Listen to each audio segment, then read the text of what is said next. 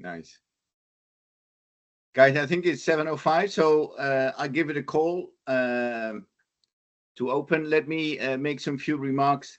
Good morning, afternoon, and evening, everyone. My name is Ivo Havinga, the former Director of Economic Statistics at United Nations Statistics Division. Today, I'm honored to welcome you to this inaugural sprint on artificial intelligence and data science for economic statistics. It brings together economic statisticians and data scientists, which was central and is still central in many statistical offices and international organizations, as it was at the United Nations Statistics Division. This collaboration between the United Nations Network of Economic Statisticians and the United Nations Committee of Experts on Big Data and Data Science exemplifies our commitment to shaping a future where data innovation empowers better policy and decision-making through better statistics. We have truly, I think, an exciting agenda for today, organized across 4 dynamic sessions. We will begin with an introduction to the landscape of AI and data science, setting the stage for discussions ahead, which will be led by Osama. And wow, there's a lot in store and a lot of things are happening, as you will see.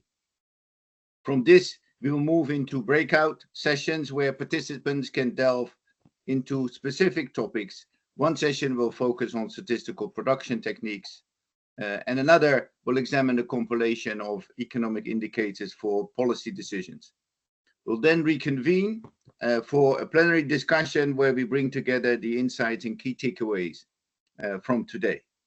I invite everyone, as usual, to engage actively, share ideas, and take full advantage of this gathering of brilliant minds dedicated to the future of economic statistics and data science.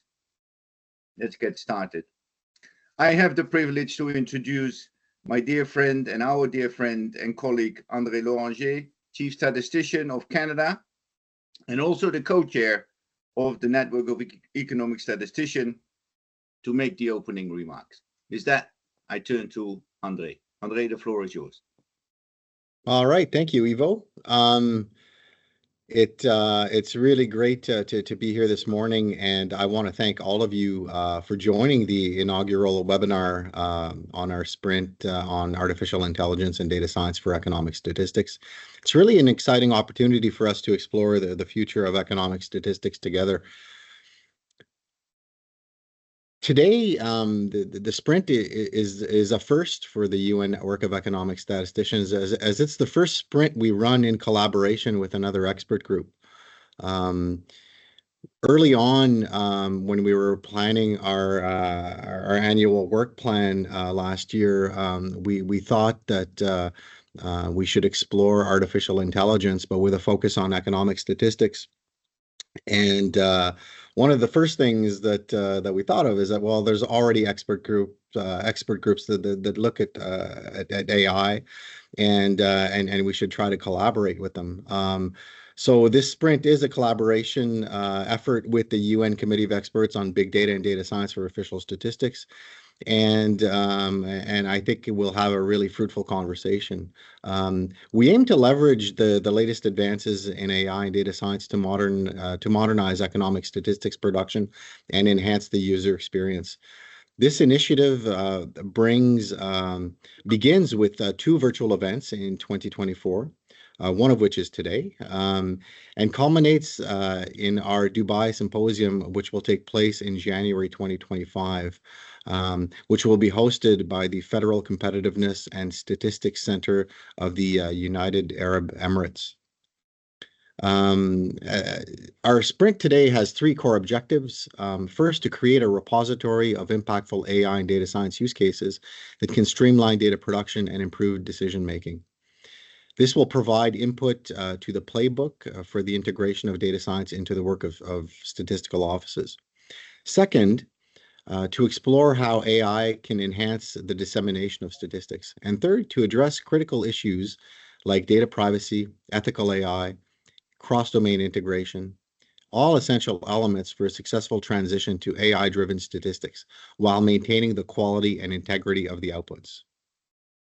Across today's sessions and those to come, we will delve into practical applications of AI and data science for official statistics. We'll explore the capacity building steps required and consider how these discussions will shape the future of AI in economic statistics. We invite you to engage with the three guiding questions. Which use cases are most relevant to NSOs? How can we best build the skills needed for effective AI and data science implementation? And what new partnerships and directions should we pursue as we advance? I want to extend my sincere thank you to our planning committee for their dedication and hard work in shaping today's agenda, as well as to all our presenters for their contributions, and of course to our moderators, Osama Robin from the ONS, Marco Marini from the IMF, and Bertrand Loison from the Federal Statistics Office of Switzerland. Your efforts have laid the groundwork for what promises to be a truly impactful and inspiring webinar. Your perspectives are invaluable, and I encourage each of you to actively share your ideas and experiences throughout our discussions.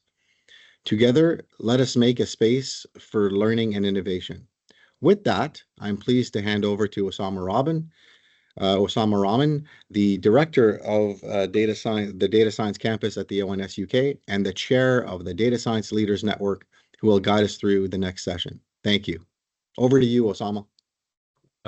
Thank you, Andre. And in terms of what Andre just said, ditto. That's between me and Andre. I think it's the first time I've got to follow Andre rather than the other way around. Thank you. So a couple of things that are great. I think it's great that the network of economic statisticians, as well as the community of experts on big data and the Data Science Leaders Network are coming together to work on this. So that's great that we have some good collaboration coming up. I'm going to very briefly introduce two projects and give you a tiny bit of background on each. So one is going to be the Data Science Leaders Network playbook, and another one is a really important Eurostat project on AI and machine learning for official statistics. So I guess almost 2 years ago, I talked about what I saw as the three pillars of data science for official statistics. I'm kind of doing the basics, and then data science for additional insights, and then eventually data science for transforming statistics. And there's a lot of interest in this sort of stuff. And so the Data Science Leaders Network decided that it would be useful if we produced a playbook on the use of data science and AI for official statistics. So we have made a start on that. We are going to continue some of that following today's sprint, because we're going to pick up some of the use cases that people are going to talk about here. And we'll continue that further in Dubai in January when we get together for a sprint there. So the Data Science Leaders Network Data Science Playbook is meant to be for use in information for all NSOs in production for official statistics. It's a collaborative effort, and we want as much input as possible. And then we're all, of course, getting particularly interested in artificial intelligence and the use of machine learning. So Eurostat, under the leadership of my good friend Frankie Kay, who is Chief Information Officer at the Irish NSO, is leading a project that is going to pull together sort of examples and how to use of AI and machine learning, again, as a resource that all of us can use. So I'm just going to leave it at that, and I'm first going to hand over to Luis Gonzalez, who's Chief of the Data Innovation Section at UN Stats Division. And Luis is going to talk a bit about the Data Science Leaders Network sponsored playbook for data science and AI and official statistics. So Luis, over to you.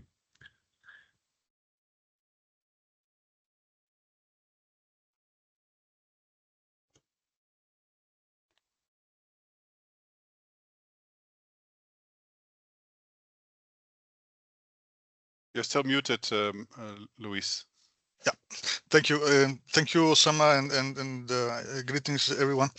I'm going to provide an overview of this work that Osama introduced on the Data Science Leaders Network's playbook, a little bit of the process, the genesis of it, and where we stand, or the status where we stand.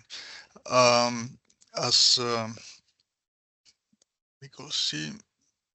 As Osama was mentioning, this is an idea that originated in the beginning of this year, which sorry, 2023, with the first sprint of the Data Science Leaders Network. So out of it came a document with a number of strategic recommendations on the direction that the network should be taking. And then the Bureau endorsed the idea of drafting such playbook. Then towards the end of last year, we started with a couple of virtual meetings that provided initial ideas for that started to crystallize into a proposed structure and suggestions for the content, which were with the second sprint in person in Dubai in 2024. So why a data science playbook? So there is from the recommendations that were derived from the initial sprint, there's need for guidance so that the work on data science in official statistics is really action oriented, scalable and customizable for the different contexts, and accessible for different levels of maturity in the various regions and different teams. So the second sprint that was held in Dubai, the second sprint of the Data Science Leaders Network that was held in Dubai, was an opportunity to present a selection of case studies and to have in-depth discussions through breakout groups where key concepts and methodologies were identified, ideas for resources and references, suggestions for practical examples, and also there was a good discussion around cross-cutting issues, and we started developing a roster of contributors interested in sharing their experiences and their knowledge to the development of the playbook. So we also agreed in these conversations on a number of design principles for the playbook out of those discussions in Dubai. So on the purpose and scope, the playbook has to have a clear definition of its intended objectives, its limitations. It's not supposed to be a legal document, a regulatory document. It's supposed to be a practical guidance for practical implementation. It has to be accessible, designed to be user friendly and catering to diverse audience, so general enough as well, inclusive so that it is approachable for both the traditional statisticians in the national statistical offices and the new practitioners of data science that are emerging in the new teams there. Also starting with basic level content, but building up to deeper and more advanced topics, and beginning each chapter with case studies, again with this emphasis on the practicality, from focusing on reliability, relatability to various user groups. Also, the objective is to be diverse enough to capture the experience of different regional contexts, different country contexts for different sizes and different maturities of NSOs. And it's also a place where we can start learning from failures. So sharing lessons from significant failures that provide comprehensive insights in the spirit of continuous improvement and development. So how the playbook is shaping? So we are looking for different types of content and we have the specific objectives of including use cases, general resources for more general users, senior policymakers, or general audience like beginners. Then practical resources that include links to code examples to and actual implementations of the topics that are covered. Very concise summaries and boxes with examples of quick wins for easy reference. And this playbook has to be on a digital format. So it's going to be an online resource allowing for iterative updates and improvements over time. For example, using Jupyter books in the global platform, UN global platform infrastructure. So it also will include support materials can include support materials as appendices, general resources, and practical resources. So the structure of the playbook. As Osama was saying, we very quickly converged to this idea of the three pillars that he was mentioning, and then cross-sectional teams. So the first section is going to be about leveraging basic tools for data science for immediate efficiency gains in NSO operations. The second section, corresponding to the second pillar, would be about additional insights in response to emerging needs. The third would be covering more advanced topics on the full transformation of official statistics. Is more visionary and longer term vision of the transformation of official statistics through digitalization and through the use of data science. And then cross-sectional teams would also is evolving into aspects of governance and more generic strategic view. So the efficiency in current operations, which is the first pillar, is the one that's probably going to be more developed at the beginning. So automating processes and optimization of the statistical compilation processes. Tools and technologies that are now available for the NSOs, and the initial cultural and process change management tasks. Then the second pillar on enhancing the rapid response to emerging needs, it's more focused on data management and integration, development of more in-depth skills, data quality frameworks on the outputs of the projects on data science, and more advanced leadership and resource mobilization, also including aspects of collaboration and real-world engagement with partnerships and so on.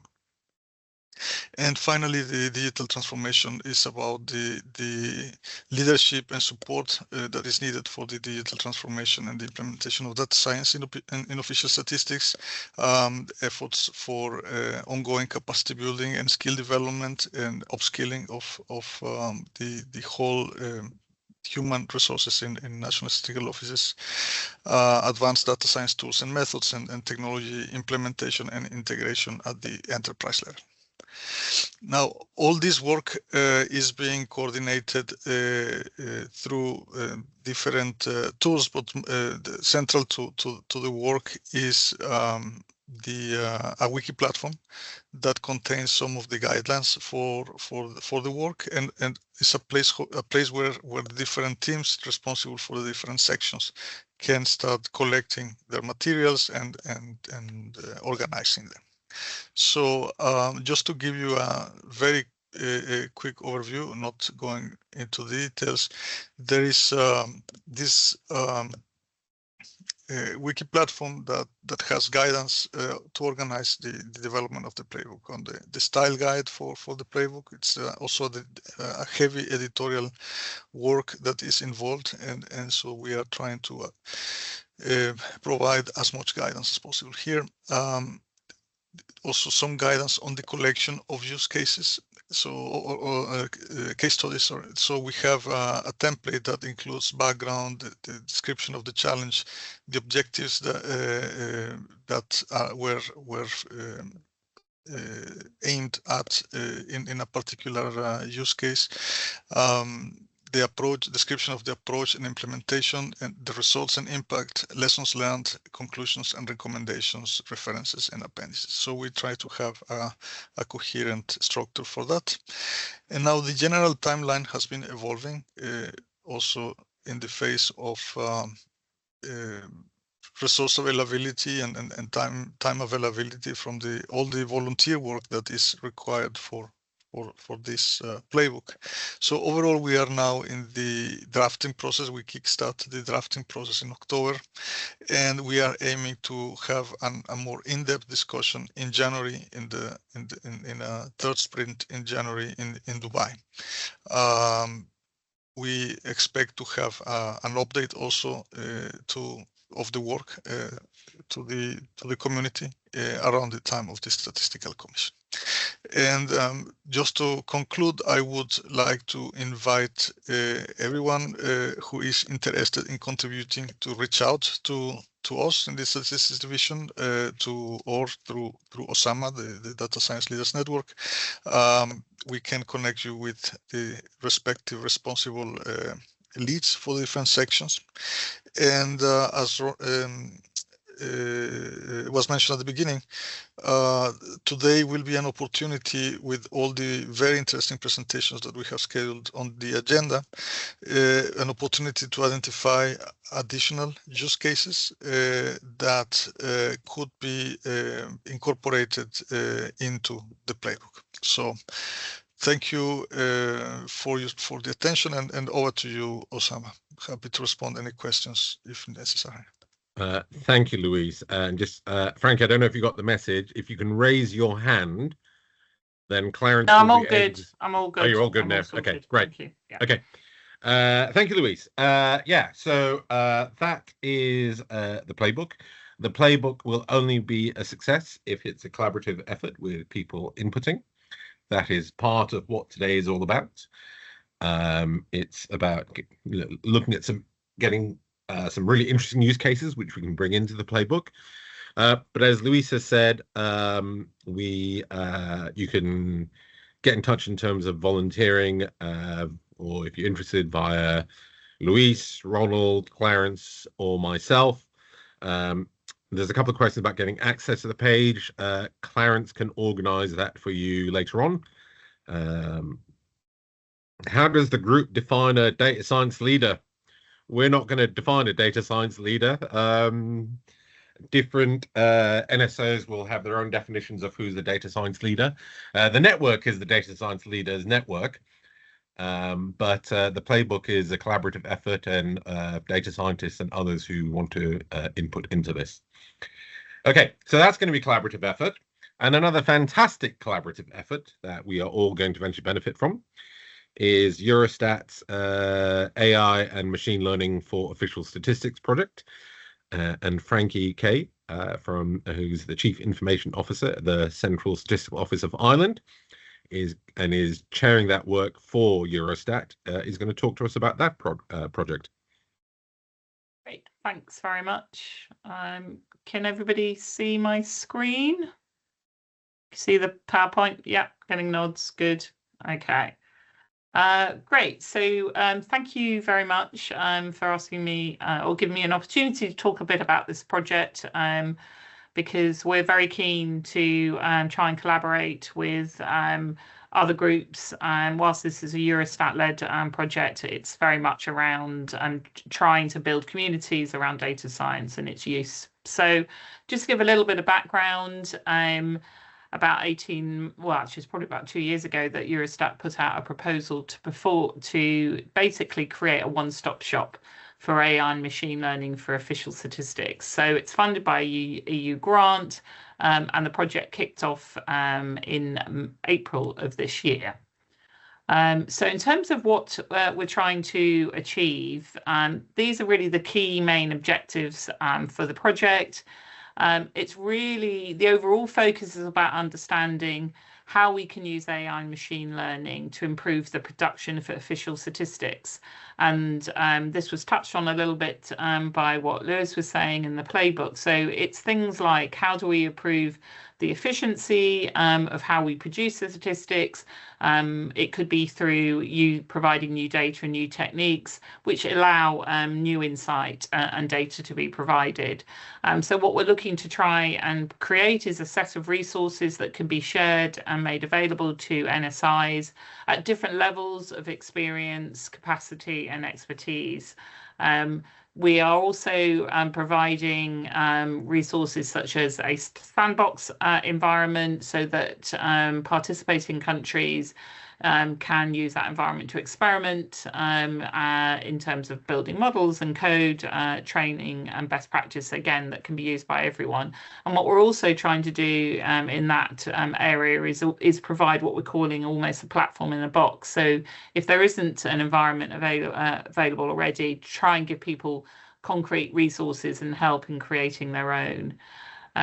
We also want to build these communities that I've been mentioning as well. I'm really about sharing ideas, successes, failures, so that we can really stimulate innovation through the use of AI and machine learning. But fundamentally, and I've heard Osama mention this a couple of times recently, experimenting proof of concepts are relatively straightforward. How do we really get them used and embedded in production? So this project is very much about how do we transition from experimental solutions into industrialized and production solutions. Whoops, sorry, skipped over there. So in terms of specific outputs, it's having things like those frameworks in places. And this is where, as Osama said, we're very open to everybody having those frameworks will be available for everybody to look at as well. We want to try and make sure that we don't all in our individual countries create the same solutions from scratch. So if we can provide solutions and resources that can then evolve rework, and because other countries can take those, obviously they'll need to adjust them for their own needs, but hopefully we can take an element of the rework away from countries. We also want to, I suppose, support each other in terms of trying to have confidence in trying to experiment. Sometimes trying these new things can be quite tricky. So we want to try and support people as they move into areas they're less familiar with. And as I said, we all have limited resources, so we want to really be able to collaborate and share our solutions. And again, I suppose, to ensure that those solutions get into production more quickly. Sorry. Okay, so these are the different countries that are involved. There's about 14 of us, so it's a really quite wide-ranging project already. And some of these countries hopefully are on the webinar today as well. Sorry, my mouse is playing up a little bit. Okay, so how is the project set up? Really at the core of it, which I think could link in very well with what Osama was saying and Lewis was saying about having case studies or use cases available in the playbook, is a set of use cases, so a set of real concrete examples of how we're trying to use AI and machine learning in production. And to support those, we've got a number of what we call cross-cutting work packages. There's the one that Ireland is leading on, which is the coordination, so all the project management. We shout at people to try and get them to fill in their progress reports, but it is important, obviously, that we have some degree of coordination. We also, I mentioned the AI machine learning lab that is actually already available.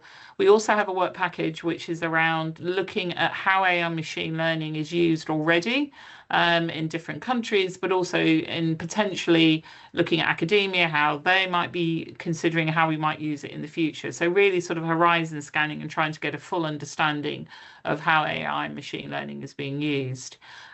We have a work package that is pulling together sort of standards, methodologies, implementation frameworks. And those frameworks are very much coming from the use cases as they do their projects. They then can create frameworks, which then we will bring together and create overarching ones. So it's and also potentially creating frameworks that use cases themselves can actually use. We also have a work package around knowledge repository and training. So that's obviously incredibly important. So again, each use case may well produce training material in the techniques and solutions they're developing, and then that will be made available to everybody. And then to make sure that all of this fantastic work that we're doing is communicated, then we've got a work package looking at the comms and how do we do that community engagement. So a little bit more detail in terms of those work packages. Probably covered most of these already, but just in terms of who's leading, Ireland is doing the coordination. Our colleagues in Italy are working on that comms and engagement. ONSI are providing their platform they already have available. Some of you may be aware of it already, called Anexia. So that's what we're making available for experimentation. Now that may be tricky, if I'm honest, to be used beyond the project in the EU, but again, I suppose the material around how you might create your own would be available for people to look at, and that Anexia platform is based on open source anyway. So our colleagues in Germany are looking at that Horizon and ecosystem work package. And then the standards work package has been led by Germany and the Dutch, and Poland, Stats Poland are working on the knowledge sharing and training. So here's a little bit more information about the use cases that we're working on. They're all fairly at early stages, so we're still sort of at the beginning. We've only been going about 6 months, but we have a work package around Earth observation data. So we're really trying to consider whether the models that exist already could be generalized over space, so between countries and over time periods as well, and under what conditions could those generalizations be used. So we're hoping to develop methodological guidelines as part of that work package.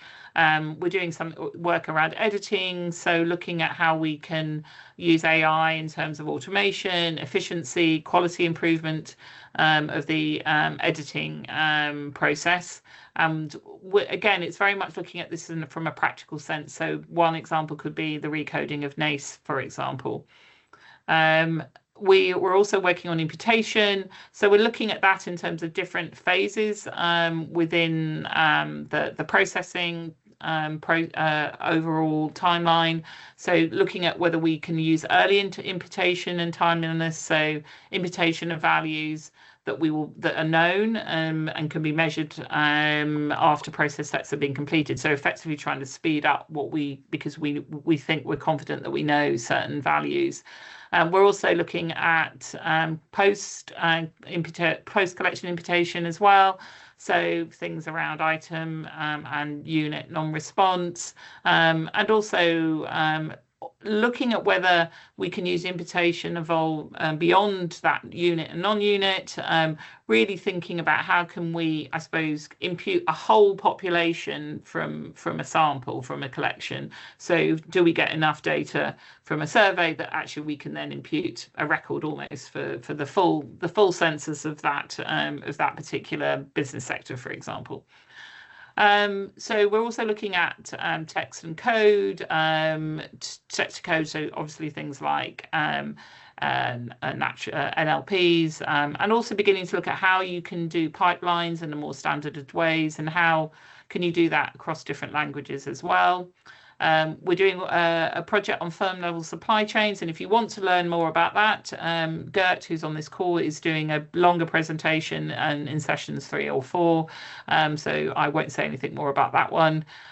We're also looking at generative AI, and this is really quite almost a sort of experimental one, because it's right at the early days of generative AI. So we're really beginning to figure out, how can we use LLMs within Stats Office? What's the benefit? Should we be developing our own LLMs? Should we be reaching out to tech companies to help with theirs, for example? And then we've also got a work package around synthetic data.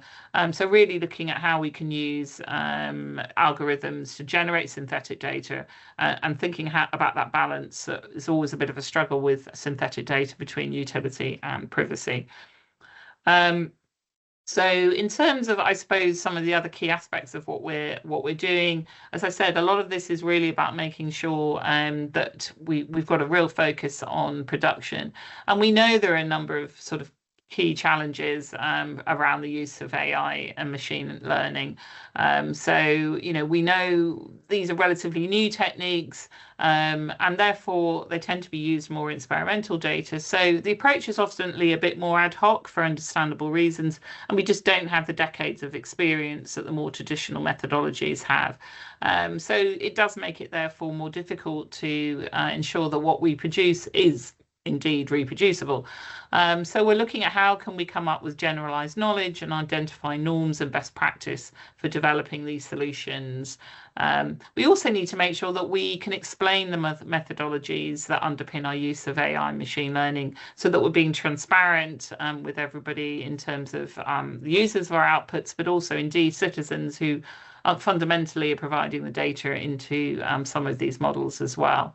And it's very important, clearly, that we ensure the ethical use of AI and machine learning, whether that's minimizing bias or just making sure that techniques we're using are acceptable.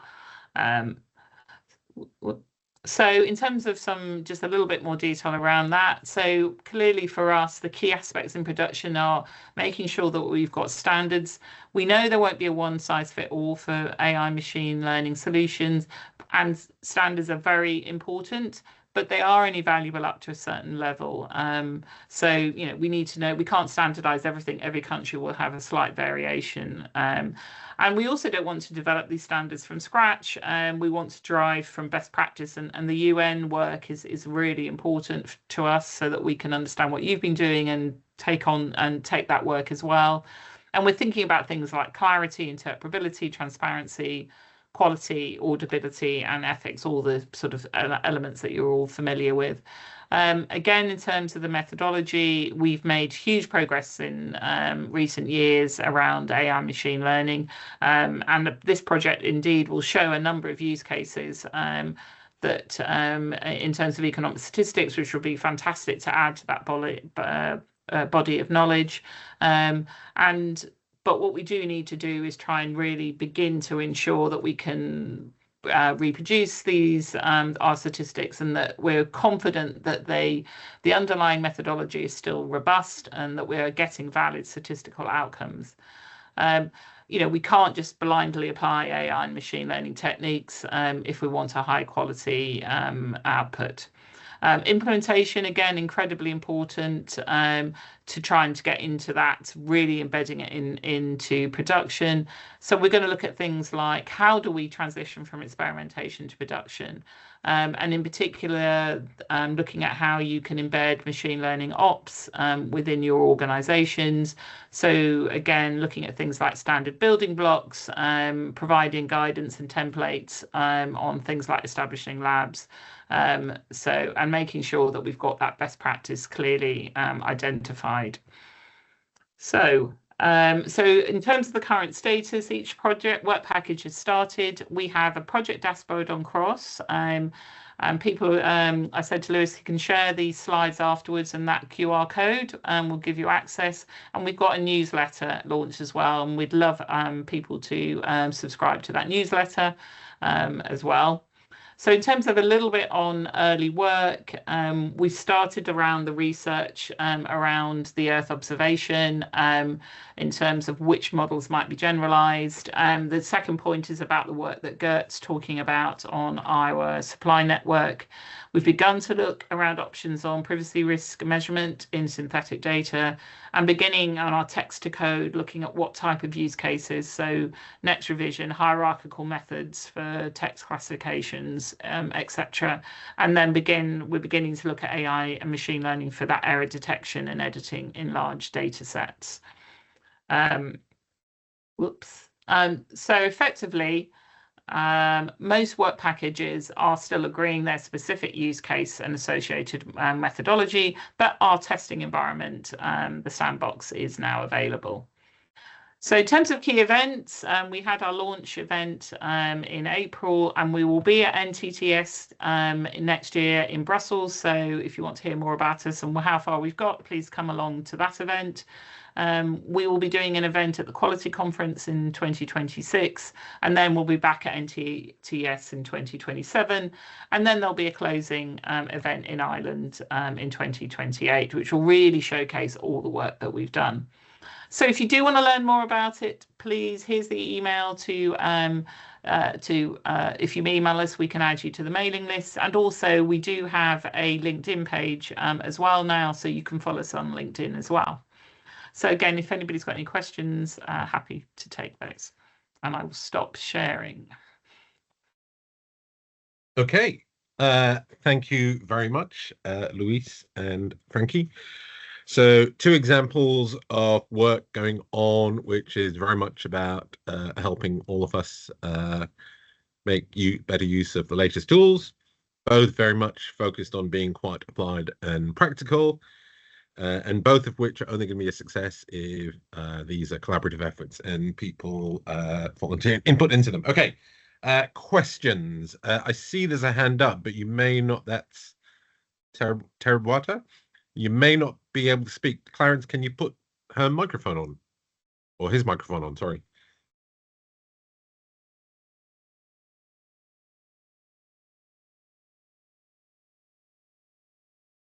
Nope. You can try to unmute now, Terabata. Yeah.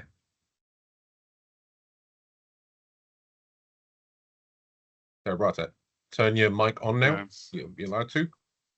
That'll be a legacy hand. Okay. Yeah. There are a couple of questions in the chat around the basics. Are we going to provide the presentations and all that sort of stuff? Yes, we will do that. Any other questions?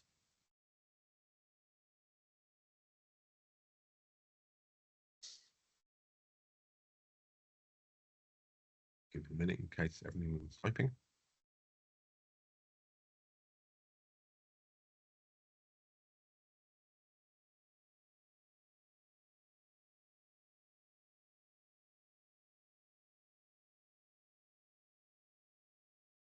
No, Maybe okay. I can, yeah. Go for it, Ronald. Maybe I can come in. I mean, we will make a switch to the next session, but before going there, I think I wanted to emphasize that. So one of the reasons that we really started with the both the Data Science Leaders Network as well as the playbook is that we see that statistical officers are engaging in data science. I mean, we have the Data Science Campus in the UK, we have the Data Science Competence Center in Switzerland, and we have other data science teams being formed in various offices. And we saw that also as a start for seeing if we can do some collective kind of guidance to officers who want to engage and want to start with it. It's like, how do I start within my office with implementing data science into the work that we are doing. That was the whole idea of the, first of all, the Data Science Leaders Network. Also to the point of the earlier question on the leaders, it's more like who is taking the lead within your statistical office on setting up the team, and those we like to invite and collaborate with us in this work. So I think that is the drivers behind what we are doing, both what Luis was explaining on the playbook and what happens in Europe, where also then the upcoming work in AI has been taken on board as well. So I also want to see that we have both the data science skills, data science developments, and now of course also the huge jump that is being made on AI and generative AI and how that can benefit the statistical offices. So just as a guide to the next session, but back to you, Osama, if you wanted to have some last words on that session too. Just on that, I mean, people have said as a question is, would we be required to attend Sprint to Dubai and elsewhere? No one's required to attend. It's just that the Federal Competitiveness and Statistics Center of the UAE has kindly offered to host an in-person sprint for those who can attend. So we'll have various. We have another sprint, online sprint coming up soon. Anyway, it's the same with the events, other events that Frankie's spoken about. If people want to attend in person, that's up to them, I guess. But no one has to attend. So the sprint, since there was a question asked about that, will sort of be the next stage in development. Well, we have another online sprint coming up, and then we will have an in-person sprint in Dubai for those who can make it. And that is, again, just to help us, construct the playbook a bit more in a group setting, but also as it's being developed by a wiki page, so people can also input into it online. And we've mentioned earlier about how you can get passwords and things like that. Ivo. Yeah, Osama, I pick up my role as master of ceremony by thanking and tell me to shut up and move on. Exactly. But not before I really congratulate you with great opening. It's great to see you, Frankie, and great to see Lewis with splendid presentations, giving a clear view of where we are and where we're going, and that it is very much alive. And as Frankie said, there's so much being done, and now we finally have the point of bringing that all together. So it's been years of work that we bring together, and the guys that are now shown in the video make a big effort of bringing us all together. So I just want to reiterate what I wrote on the site in the office and meeting many NSOs on the NSOs. I know that we made great progress by bringing multidisciplinary team together. So it's not only data scientists looking, navel gazing and doing all this. It is really about bringing these teams together that really think together about solutions. And as I said, careers in the future of statisticians means that they cannot do the traditional things. You really have to start to understand AI and data science and work together and bring our collective minds to it. So it is about creating these multidisciplinary teams that we need to bring forward. And then data scientists like Osama never navel gazed, which is great. I like to move on and invite Ronald to make an introduction about the breakout sessions. It is, due to the overwhelming sort of request of making presentations that Ronald has this opportunity to break us up. Ronald, the floor is yours. Thank you very much, Ivo. Thank you, Osama, Luis, and Frankie for starting this webinar off. I am currently in Medellin in Colombia. That's also my environment here is not as I'm used to back in the office in New York. I am working for the United Nations Statistics Division. I'm leading the team on data innovation and capacity management at the UN Statistics Division. We will have the World Data Forum here next week in Medellin, and I'm already here because we're going to have a pre-event in the next couple of days related to data science. So there's a lot of data science everywhere.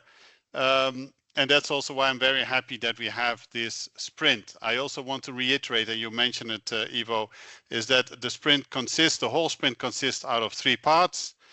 We have today a webinar which is more focused on data science, getting data science into the work of statistical officers. On the 12th of December, we have the next webinar where you will see a bit more on the AI and generative AI in the work of statistical officers. So that's on that front, and then a in-person event where we want to bring everything together in Dubai in January of next year. I also wanted to emphasize before going into the splits of the session that we have great support. I just wanted to bring that out. We have a great support from all of the statistical officers working in this field, and I think that is to the point of Osama. That's the only way forward, is if we can do this collectively, and I'm very happy that everyone is working together on this, and you will see this in the coming 2 sessions as well. We will break out. We will have one session which remains in this main session that we have currently, that's the session 3, which will be led by Bertrand Loison. He is from the director of the Data Science Competence Center of the Swiss Statistical Office, and he will lead that session where we will have presentations, and Bertrand will say more about that, but we have presentations from the United Kingdom, from Martin Ralphs, from the Statistical Office of Switzerland, from the IMF, and from Indonesia. On session 3 on what we call reproducible analytical pipelines, where things have set up, and they are very interesting presentations. On the other hand, in session 4, which will be led by Marco Marini from the IMF, Marco is leading there a team on data science at the IMF side, the International Monetary Fund. There will be presentations which are more applied data science to economic indicators, and we will have 5 presentations there.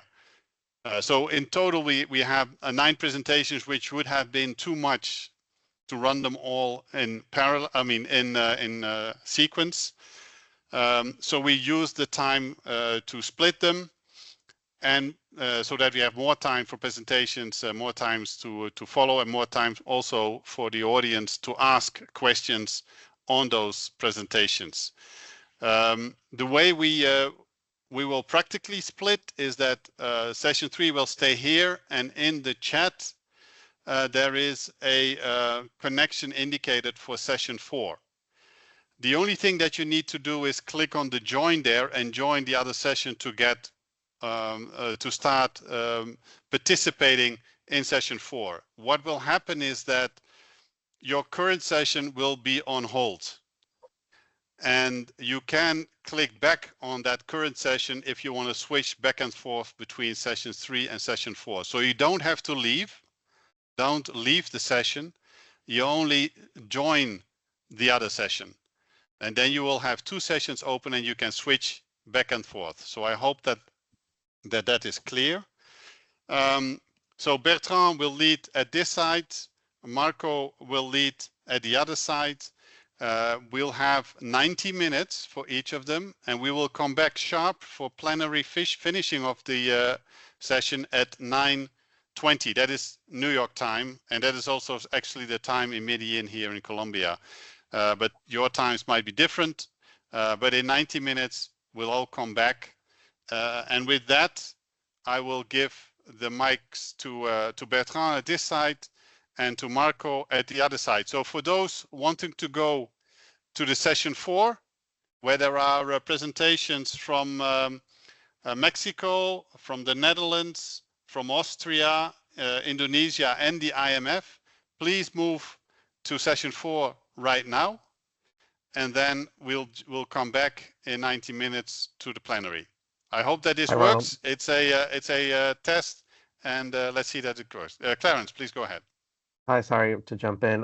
The links to both sessions are available on the website. In case you lose any of them, I put the link in the chat to the website. If you scroll down to the agenda to sessions 3 and 4, each one has a join link.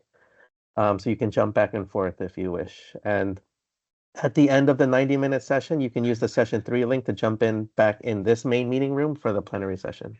Thanks. Right, and so we tested also this with joining, and what you will see is that the other one is on hold, and you can switch back and forth to the session. So please go ahead, and I hand it over now to Bertrand, and I hope that Marco is I can see already that he is on hold. So that's what we will see from some of our participants who will be switching back and forth. Bertrand, the floor is yours. Thank you. 2 seconds. Okay, I think I hope you can hear me. Yeah, it's my turn to welcome you for this session 3. Give me a great pleasure to welcome you in this session. The focus of the session is dedicated to AI and data science initiative in statistical production, which means the 4 presentations that we will see, they have a strong focus on how can we apply data science in the reality, and not just in MVP or proof of concept, but in the real world. As you know, official statistics has been active for over 10 years. The fields of big data, the beginning, after that data science and now AI, and I think that's a really the opportunity to show, to explain what we did during these years and how we can benefit from that. The session will last 90 minutes. We will have 4 speakers, 14 minutes for the presentation. Each presentation at 4 minutes for question and answer, specifically dedicated to the presentation. At the end, I will have made a short wrap-up and try to synthesize or summarize what we discussed during this session. And after 2 presentations, we will have a small break, 10 minutes. The time is relatively limited and we need to finish on time. So I'd like to ask all speakers to keep to the timetable. Now, first presentation, it's a great pleasure that I invite Martin Rausch from the Office for National Statistics UK to present the work he's been doing. Martin is head of analysis standards and pipelines, and the presentation is entitled Reproducible Analytical Pipelines. The abbreviation is RAP, Strategy and Implementation at UNS. Ralph, the floor is yours. Thank you very much, Bertrand. Can everybody hear me and can you see my slides? If you could, someone could just a thumbs up. Yeah, I can see your slide. Yeah. Cool, thanks very much. Hi everybody. So my name is Martin Ralph. I head up a team called Analysis, Standards and Pipelines in the Methods and Quality area in ONS. So we're responsible for standards and guidance around reproducible analytical pipelines in ONS and wider UK government, and we offer consultancy support, particularly in ONS, around building RAPs. But what I'm going to do today is really focus in on what the problem is we've been trying to solve with this idea of reproducible analytical pipelines, and then focus in on how we've been trying to build the capability and roll this out across ONS and some of the issues and challenges we've found and what we've learned from moving in this direction. So what I mean by an analytical pipeline is basically a process that gets us from some inputs to some outputs with a QA process alongside that. And in fact, in official statistics, we produce all sorts of outputs. So in ONS, we might produce data sets. We produce dynamic web pages with graphics on them. We might also produce statistical bulletins, for example, which are a mixture of visuals, statistical commentary, tabular outputs, and so on. So the landscape of things that we produce tends to be quite variable. The problem we're trying to solve is this type of thing. So typically, in traditional statistical production, we're dealing with quite complex landscapes. So we may have data inputs from multiple sources, from databases, from supplied inputs from other parts of the business in Excel, CSV files, all sorts of different inputs. And typically we've been bringing those together through manual processes using proprietary technology, proprietary tooling. And what we would tend to do is then synthesize those through a process of doing an analysis and visualization, produce some reports and other things from those, and push those outputs out to typically a website. So to Excel sheets you can download, PDF reports, and so on. Now, that process carries a lot of quality risk. So for a number of different reasons. So because these processes are manual, our outputs we were finding took a long time to produce. They took a long time to quality assure. And if you wanted to reproduce them, if you find a problem, you need to go back and fix it. That can take a long time. The source data and the outputs in these processes are not connected directly except through manual steps. So you're dependent on a manual process to get from the one end to the other. And because the processes were manual, this can mean that they're hard to follow and they can be quite boring for the analyst. You're stepping through complex desk instructions. You're talking about repeated pieces of work, parallel QA, and so on. And that can increase the risk of mistakes in these processes. If we use things like copy and paste or repeating parts of this process manually, this is very prone to error. And it has resulted in some quite serious problems in the past around the world. And the last point is that it's very hard to track changes in these processes without a lot of manual effort. You know, I've done it myself. You know, version 1 final, version 1 final as you go through this process.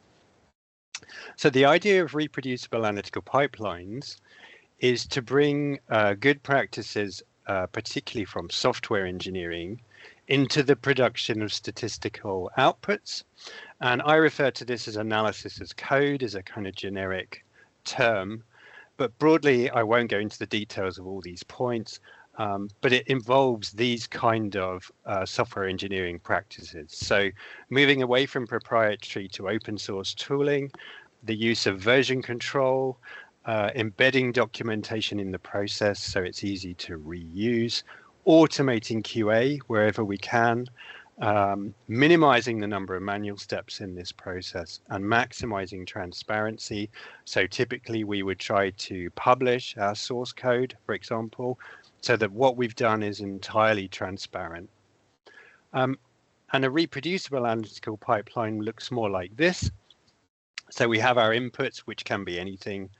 And the process is typically deployed through a software package with different steps throughout that process, which automate the previously manual steps. And we have a bunch of tools alongside that, which helps us to deal with all of the other issues that I talked about. So we're using software version control. We're hosting our code on a website so that everybody's got access to the same set of code. We're using automation to test what we've done and to report how much of the code base is covered by tests. And we're generating our outputs automatically. So these ideas can be a bit abstract. So I've tried to give you some quick examples here I've got about 5 minutes of what this looks like in practice when you build it and implement it. So for example, we build statistical bulletins in code, along with the charts, the tables, the data sets, and the supporting documents that go alongside them. And we use these pipelines to generate those outputs. Now, you may do some editing, particularly to statistical commentary, but the idea is that the bulk of this previously manual process is automatic. We automate the quality assurance that we need, and we can tailor that quality assurance to exactly what we require to produce the outputs we need to make sure our QA reflects the risks we're carrying. We can build and format and validate data sets automatically. And our code, equally importantly, is hosted on a common platform with version control, which means that everybody who works on it knows who changed it, when they changed it, why they changed it, and who signed it off. So we end up with things like this. So on the left, we have, in this case, it's some code written in R. And on the right, it's the part of the quality report that R code generates. So we're looking at end-to-end pipelines to produce these outputs. We're using software version control. So we use GitHub, GitLab, for example, as sites to host our code base. And what you can see on this slide is the code base on the left. And on the right, some examples of the version control log that's gone alongside that code base, where people have requested review and approved review. So we've been implementing this approach in ONS and in UK government since about 2016-17 in different organizational contexts. And I want to just finish off by talking through really what we've learned from this so far. So we found that replacing our manual statistical production with a more automated process generates significant efficiencies for the business. So RAPs typically reduce the processing time and they reduce the amount of analyst resource we need to produce statistical outputs. In terms of full-time equivalents, depending on the complexity of the output, RAPs have saved us between 50 to 95% of the time we previously spent producing particular outputs. The very labor-intensive manual processes are the ones that see the biggest benefits, especially if we're running them regularly, because we really see efficiency gains then.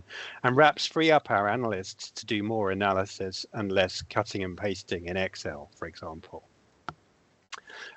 For me, the main benefits are around quality improvement. So there is an efficiency gain, but the QA benefits are where we really see an impact. So processes are better documented, so they're easier to understand, and they're easier to hand over to other analysts.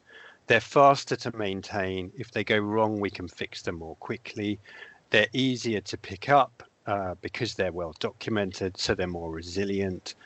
We've already heard in the earlier session around modularity of code, so we can reuse modular components that are built into these pipelines and redeploy them in other contexts. We found that building in this way has allowed us to move our work to cloud-based environments more quickly, and we can apply them even for very high pressure work where you've got very tight turnaround times. And in fact, once those are set up, they can really enable that work. But they do require maintenance and they do require updating, so there's a resource implication to them. In terms of strategic enablers, we have a bunch of these which have helped us to roll this out. So UK government has an open source by default policy, which is very helpful for us in promoting this approach. We have a cross-government analysis community, the analysis function, and we have a RAP strategy across the analysis function, which is all statisticians, data science, economists, and others. So a common approach to this. And we're focusing that strategy on the tools we use, building capability and building a culture of where this approach is the default. We use peer review communities and communities of practice to build and maintain capability. And we have a set of shared tools and guidance, and you'll see the links in the presentation, and you can go through to those, as well as examples of what good looks like in this context.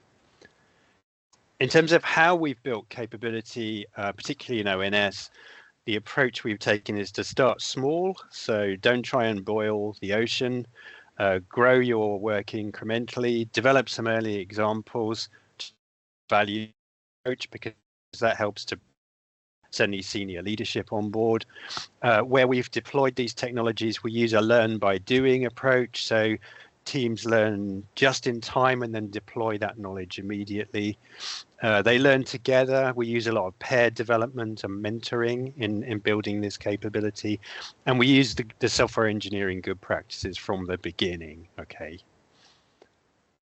The challenges and we use, I meant to say, yeah, we use different implementation models. So there's not one way to do this. We use like a hub and spoke model where a kind of central expert team and then local teams to build and embed capability. We also use local teams to build RAPs within their particular business context. And we do have, for the larger statistical projects in ONS, expert dedicated teams who are building and maintaining the pipelines that go along with those. I'm close to my time, so just to finish off, the main challenges we've faced are around skills retention. Retaining the capability in the teams and the organizations to get to a critical mass of people who can do this is a big challenge. Training our managers so that they know how to manage the deployment of these pipelines is something else that we're dealing with, and developing this culture that analysis as code is the way to go takes some time to do that. And just to finish off, this works well when you've got these things in place. So senior management are committed, team members are committed, because not everybody embraces this approach. You need to bring them with you. Teams have enough time to do this. So they need time to move away from the day job to learn these skills and redevelop. You need a base level of technical understanding and coding capability. You need the right tooling. You need a plan to how you're going to move the innovations you bring into business as usual. You need to understand what good looks like, and you need a supportive community of practice. So I'll stop there. I'm out of time, I think. But just to finish off, we have a whole bunch of guidance and resources around this on the UK side, and you can get to those from this presentation. So thank you, Bertrand. I hope I haven't gone too far. Thank you very much, Ralph. Very impressive project and presentation. We have a few questions. Also, the first one, will we get the slide deck of all the presentation? Answer is yes, you will get that. The second question, as the first question for you, Ralph, is how do you currently handle data version control? For example, revision of raw data, imputations, and also version tag any published reports. And the second one is, what is your advice for those who want to move from the manual pipeline to the reproducible managed pipeline?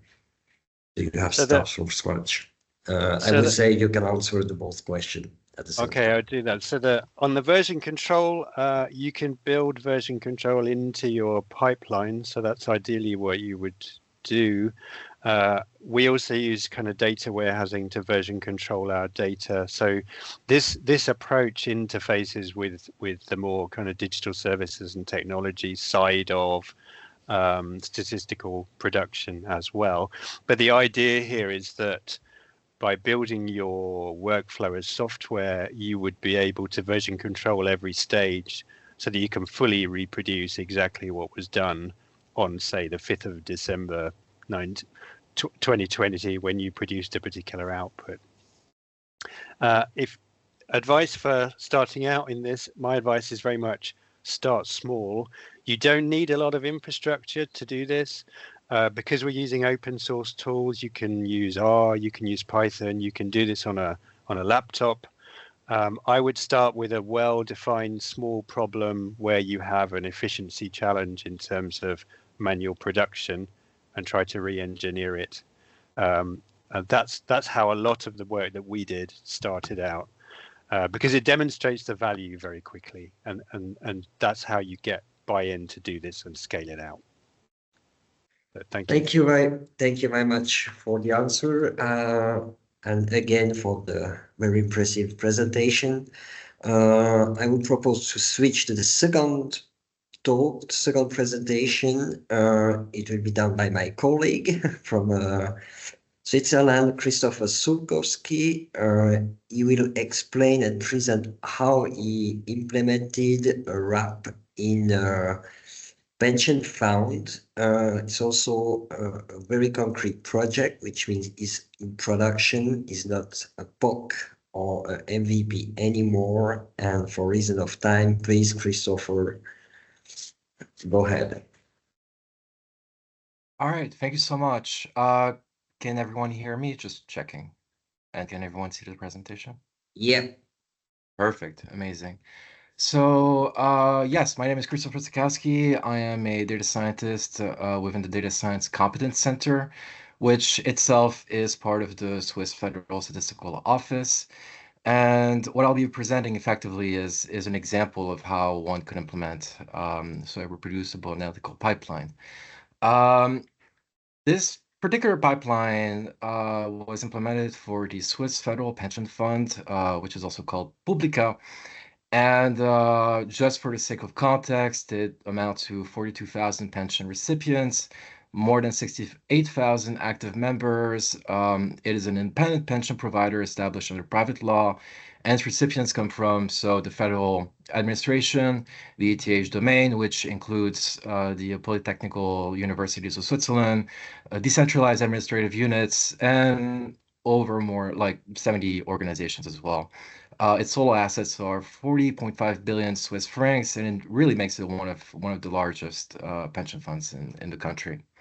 So just to provide a little bit of initial context, a lot of the data processing that they were doing every month, in essence, was done manually. And so this is data regarding all of their clients, And all this data was collected every month. It was from very different sources, and it all had to be put together, in essence, within a single database. And then you had a human expert that was responsible for executing the data aggregations and the validation for this entire data. Once this aggregated and validated data is validated, then it was disseminated throughout the organization, especially for the purposes of reporting. So they did and essentially came to us because in a sense this entire process was just very time consuming. About 5 days of manual labor every month. This involved about 70 procedures total. It was not replicable. All the original procedures required manual modifications. Not analytical because you couldn't conduct additional procedures on this data after the analysis was completed. Not truly accessible.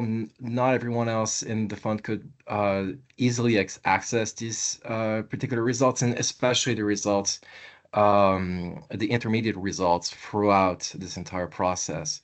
And certainly not integrated because, well, you had to integrate different data from some things were in Excel, others in CSVs, others in Access. So it wasn't necessarily ideal, and there was definitely some efficiencies that we could help them with. So this particular collaboration between them and us had these particular objectives. We really wanted to automate all the procedures and just ensure that these results were consistent over time. This was really the main objective from the get-go. Something else that obviously came as a result of the automation and potential for automation, that we could keep a record of all the procedures that were performed and effectively version all this data. We could store these results in a structured way and then make them available to Publica employees for future objectives that they have, specifically statistical analysis and production. Those are things that they couldn't do before. And so this was really an important externality from the implementation of this entire pipeline. One innovation in the way that we collaborated with them is that we actually framed it as a training of Publica employees. So not only did we build this entire architecture for them and set up the procedure so that they could just immediately start using that, but we also trained them to implement new procedures, optimize the current ones, and just really make it their own, in essence. The outcome, and I will be talking a little bit more about the application in itself, but effectively, I mean, we build an application for them, and they can interact with pipeline, all the procedures. We have a graphical interface that allows them to monitor, see if there are some things that may have failed or other things that succeeded, and yeah, a task that took 4 to 5 days of manual work every month was made into a automatic process that takes 15 minutes. The Publica employees were trained to this platform, and so they're currently actually using it. They have plans to produce analytical and statistical work going forward, especially considering longitudinal analysis, and given as well the fairly important improved access to all of this data. So how did we implement this? What were really the principles that we cared about? First of all, we really cared about it being automated. We wanted minimal amount of human intervention in the entire process. Replicable across different versions of data. We wanted these operations to run in a fairly consistent way, so that, for example, data in a particular month would go for the same steps as data for another month, right? We wanted this entire process to be versioned. We wanted to be able to keep a log of the different runs of this pipeline, and be able to date them exactly as to when they were executed, what was executed, and so on and so on. We wanted to be accessible. We wanted to provide easily to other collaborators of the fund access to the results of the pipeline. And again, not just the final results, but really every single result that is generated throughout that pipeline. And we wanted it to be easy to use and extend. And this was really fundamental for us because we had to train them to be able to implement new procedures as they come in essence. So we really built this architecture so that they could really take ownership of it and implement new procedures in a relatively easy way. So this pipeline was implemented in Python. It is based heavily on the Luigi pipeline architecture. It uses pandas and NumPy, and for data storage, Microsoft SQL Server. Those are all very standard technologies in the field, and they allowed us to get going very, very quickly. So a very, very important sort of philosophy that we wanted to follow in the implementation and the sort of architecture of this entire pipeline. It's based on this idea of dependency graphs. And so here I give you a little example.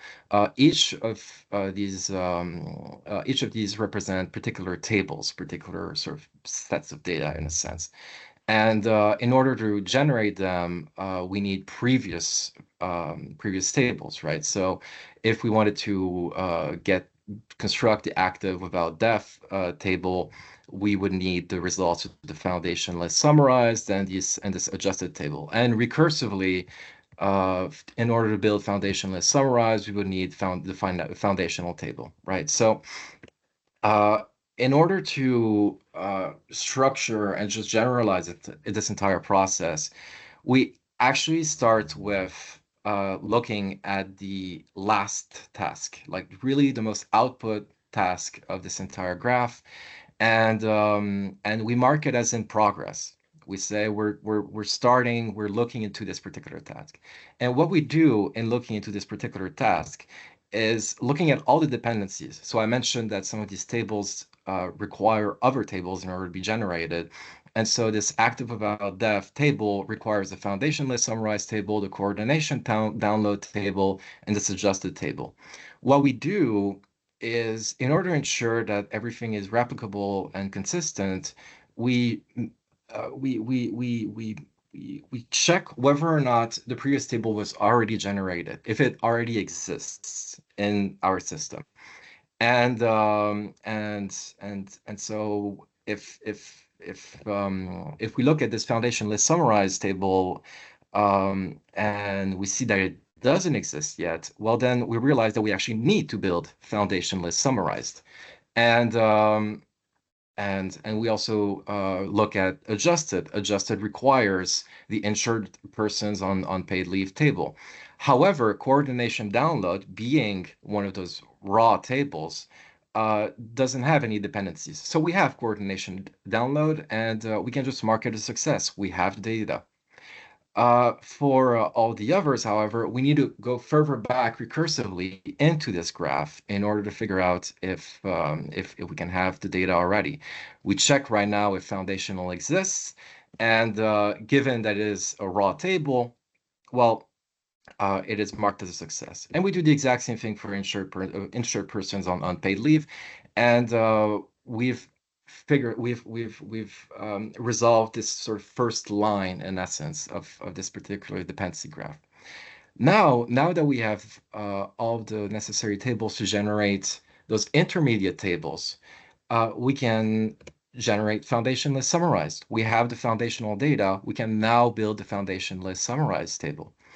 Same thing for adjusted. We have coordination download and we have insured persons on unpaid leave, so we can generate this particular table. And so both of them are marked as a success. Everything went great.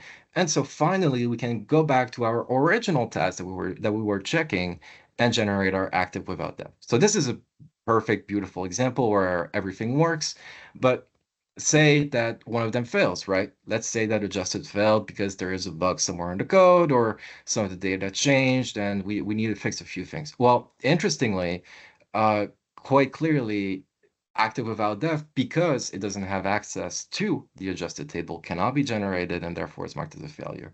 And this allows us to modularize, compartmentalize the entire structure of our data processing steps, and know exactly where things went wrong, or well, if everything went great, it went well, then we know that every single step was successful. There are many other sort of details in terms of the implementation and what this pipeline is capable of doing. I'll focus very quickly on some of the more important ones, specifically the testing. For every single run of this particular pipeline, we generate a log that allows us to figure out if there are any mistakes, right? Those are part of this pipeline to validate the data. And so we want to be absolutely sure that that this data is consistent. So this is just 2 lines of code, which are incredibly simple to put in place. And automatically, if this particular condition is fulfilled, we will get an entry in this log that will tell us exactly what happened. Christopher, you have to move forward. Absolutely. And finally, for the validation, we can have a particular table that is a particular pipeline run that is valid and can be used in a consistent manner going forward into the future. I have a demo. I can show you very quickly what it looks like, just to show the graphical interface.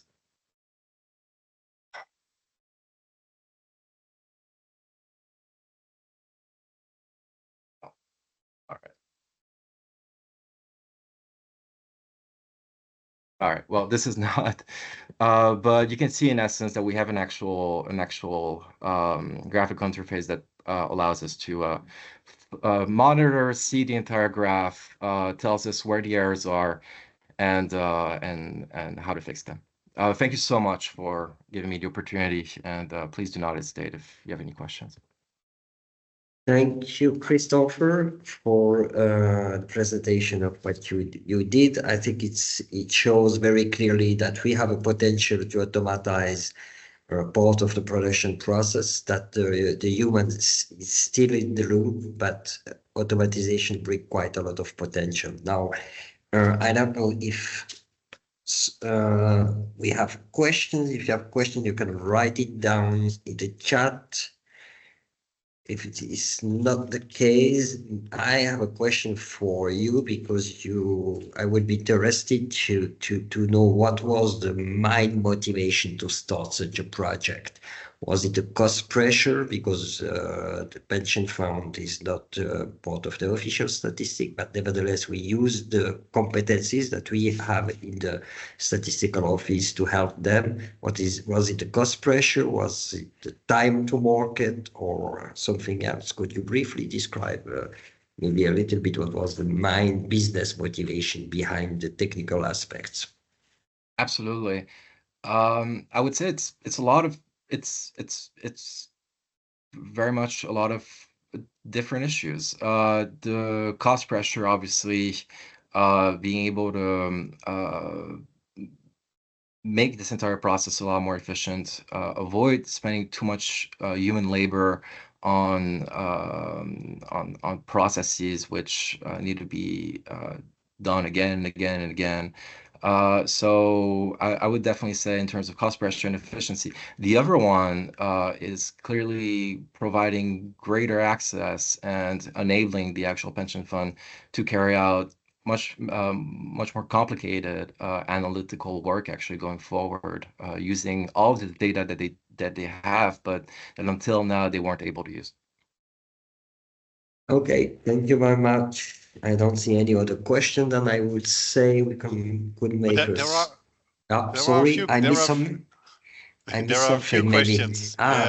Okay, I'm sorry. I can't deal with all these issues. I could mention them if you want. Yeah. Do it. Sorry. Do it. Yeah. So there is one specific question on the dependency graphs. So that dependency graphs could get very complicated, and the question is what software was used to manage these dependencies. So that's one. And I had myself put some questions in the chat, which is all to do with the relation between the Data Science Competence Center and the pension fund. Is there a continuing relation, or can you step out at some point and leave everything to the pension fund? That's basically my question there. So I'll start with I'll start with the second question, and so we do have a continuing relationship with them, more of a sort of assistance sort of level at this stage, but they are pretty much autonomous at this stage, and in a sense, the less we hear from them, I think the better, right? Because they're actually making the entire thing by themselves. I'm still in contact with the people I implemented this entire architecture with, and they're really telling us that it's great and that they're really happy with it. With regards to the dependency graph, we use Luigi. So effectively, I see a comment about this. So in order to resolve these dependency graphs, we use the library, the Luigi library, which is originally actually was built and made open source by Spotify back in the day. There are many different different libraries that allow you to do this. We just chose this one because we're a lot more we have a lot of experience with this particular library, and it was a lot easier for us to just get started and put something in place that was meaningful for the Publica employees.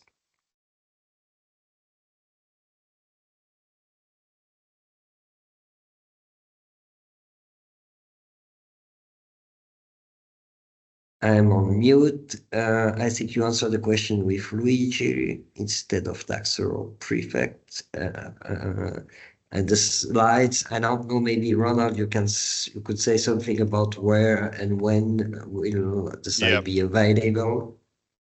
Yeah, so we have a website. There is somewhere in the chat also the link to the website. Yeah. And on that website, we will put the presentations. So currently there is the agenda of what's being presented at the webinar. Afterwards, we will, so in the coming days, we will add the presentations to that webinar so people can go back to it, as well as the recording we will make available.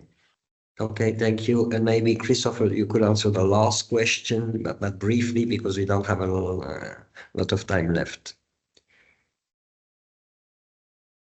Do you see the last question? Hi, I would like to ask about the nowcasting. In which way we have to use AI, for example, for constraining the daily GDP? So this particular pipeline was not necessarily in the context of nowcasting. It was just it's very much a processing pipeline to create aggregates and statistics which are used for the reporting of the pension fund. So yeah, absolutely. Thank you. Okay, I would thank you very much, Christopher, for your presentation, for answering the question. I would say we are running a little bit out of time. I would say we make a break, but a 5 minutes break, and we will be back in 5 minutes in this call. Okay, you don't have to leave it's just a break. Okay, thank you.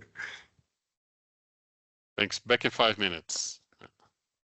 So, I hope you could grab a coffee. Welcome back to session 3. It's now my great pleasure to welcome Alessandra Sosi and Mario Saheba from IMF, who will be presenting the work they've been doing in the context of monitoring trade disruptions from space. It's an impressive presentation. You will see that Mario and Alessandra are data scientists at the IMF, and this presentation is particularly interesting as it makes use of the UN Global Platform set up as the instigation of the UN Global Working Group on Big Data and data science for official statistics. Mario, Alessandra, the floor is yours. Thank you, Bertrand, and good morning, good afternoon, good evening to everyone. Let me share my slides.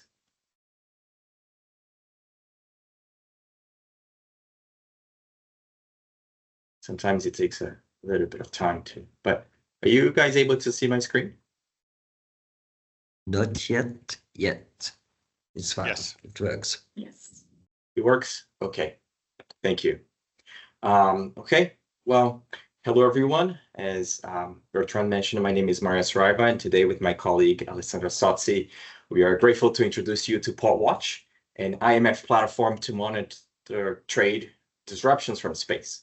PortWatch is a product of a partnership between the IMF and Oxford University, and our goal is to present PortWatch as an example of a reproducible analytical pipeline. And before I introduce you to the platform, please let me introduce you to the team behind it. So this is our team. It's made of 3 economists, 2 data scientists, and 1 geospatial modeler. I also want to briefly acknowledge the support received from our partners. Here we have the State Secretary for Economic Affairs from Switzerland. We have ESRI. We have the UN Global Platform, UNGP, the World Bank, and the World Trade Organization. Okay, our focus today is on maritime trade, and why is this important? According to UNCTAD, around 80% of the volume of international trades in goods is carried by sea. And this percentage is even higher for most developing countries. For instance, nearly 90% of Kenya, Ghana, or Thailand's trade is done by sea. 90% of their trade is done by sea, equivalent to a significant portion of their GDP. Well, I hope by now you can agree with me that maritime activity is crucial for comprehending trade. It is the backbone of international commerce. However, extreme climate events and other geopolitical events pose significant disruption risks to ports. So here in this map, we quickly show that from 2021 to 2024, almost every region had at least one port affected by a natural disaster, such as earthquakes, floods, eruptions, droughts, or by a geopolitical conflict in Africa, Europe, and the Middle East.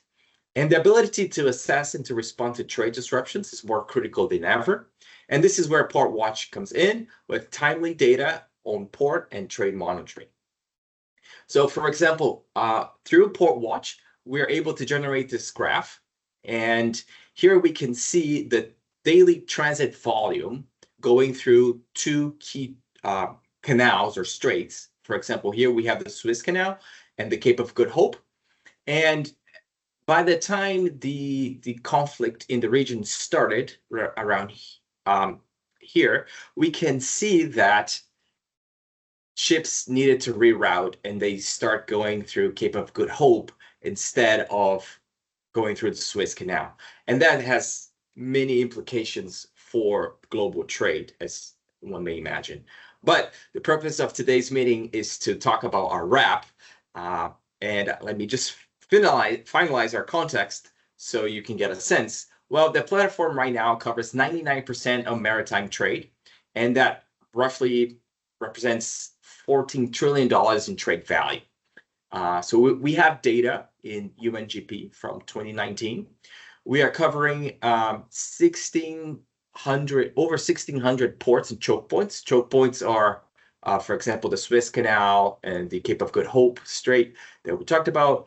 And we daily sort through 120,000 ships.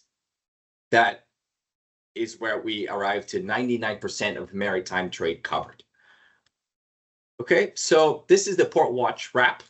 And how does it work?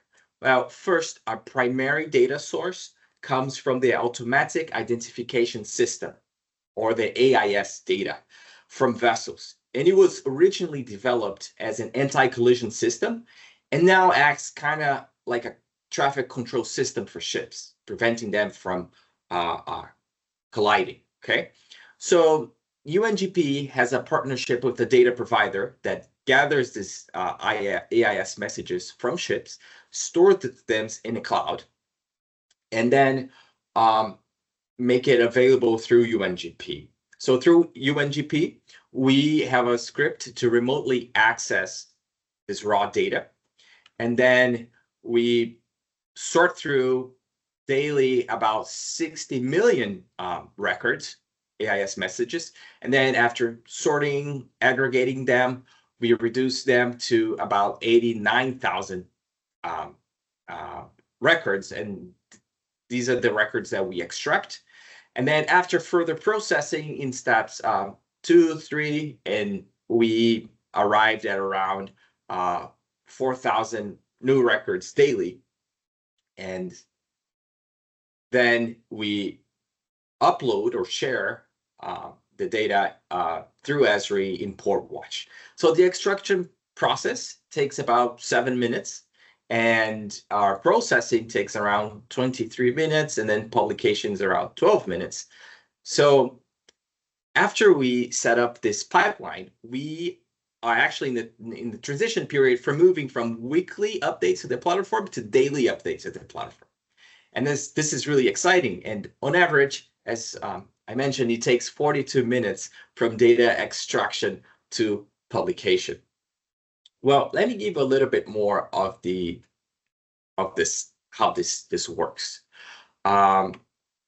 So we have a centralized code version control of our code in GitHub library, and while we were developing the codes to remote access the raw data and to remote access Esri, we leveraged the libraries already developed by the UNGP Big Data community. So including the AIS and the Spot Connect libraries developed by Cheryl from ADB. For those interested in Python, the remote connection to Spot is also facilitated by the Ocean Spark Connect library developed by Spot. And that's what we use to connect to the cloud. And let me highlight the importance of the community and collaboration here, because we were able to get code that was already written and we built upon it. And that really saved us a lot of time. As well as we worked together with Spot engineers to improve their Spot Connect library. So it's be easier for others to remotely access the UNGP data. Well, the pipeline operates within the IMF servers, but since the code is stored in GitHub, it can theoretically be moved elsewhere. The scripts are automated to run on daily schedule, as I mentioned, and the scripts are fully scalable. So we could extract 16 vessels or 1,600 vessels, and it wouldn't change anything. And as mentioned in previous presentations, the importance of logging, we are doing our best to capture clear log messages throughout the process. And this is crucial because sometimes our code breaks for many reasons. Sometimes it's the code itself, sometimes it's a change in the data, as mentioned. So keeping a clear set of log messages is fundamental for every wrap to work. And the wrap allows PortWatch to be efficient, scalable, as I mentioned, reproducible, because you could move the library elsewhere, and everything is since we are doing a remote connection, you could actually run from anywhere, and it is an automated process. Lastly, I just want to show a picture of my favorite drink here during the cold months in Washington, D.C. But what does a peppermint mocha has to do with monitoring trade from space? And of course, I'm doing this just for the impact. But this is the average cost to run PortWatch per month.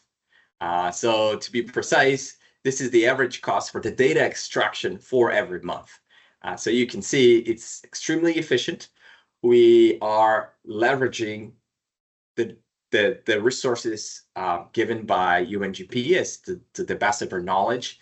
And also, I mean, it's efficient in the sense that it's not taking a lot of time from the team anymore, because once you schedule the scripts, And then it's a matter of monitoring the data, monitoring the pipeline to avoid any bugs or prevent anything unintended to happen. But also it gives us even more time to do other analytical work and also an enhanced quality control. Since we are in the process of automating quality control, when we have scripts to check if volumes have changed, if any other thing like that could happen. Of course, there are other costs involved with port watch, like staff time and etc. But this is just to show the efficiency that RAPs can break. And with that, I will stop here and see if we have any questions. Hopefully, I didn't speak too fast, but thank you for your time. Thank you very much, Mario. We have a question from Ronald. What is being published? Are these the routes with aggregations of ships? Or if so, how did you choose the routes? That's the question. So actually, we're not here. I have in this slide that shows an example. We are right now publishing the port calls, the number of port calls. So basically, the way it works is we draw the polygons around every port, the 1,600 ports that we follow.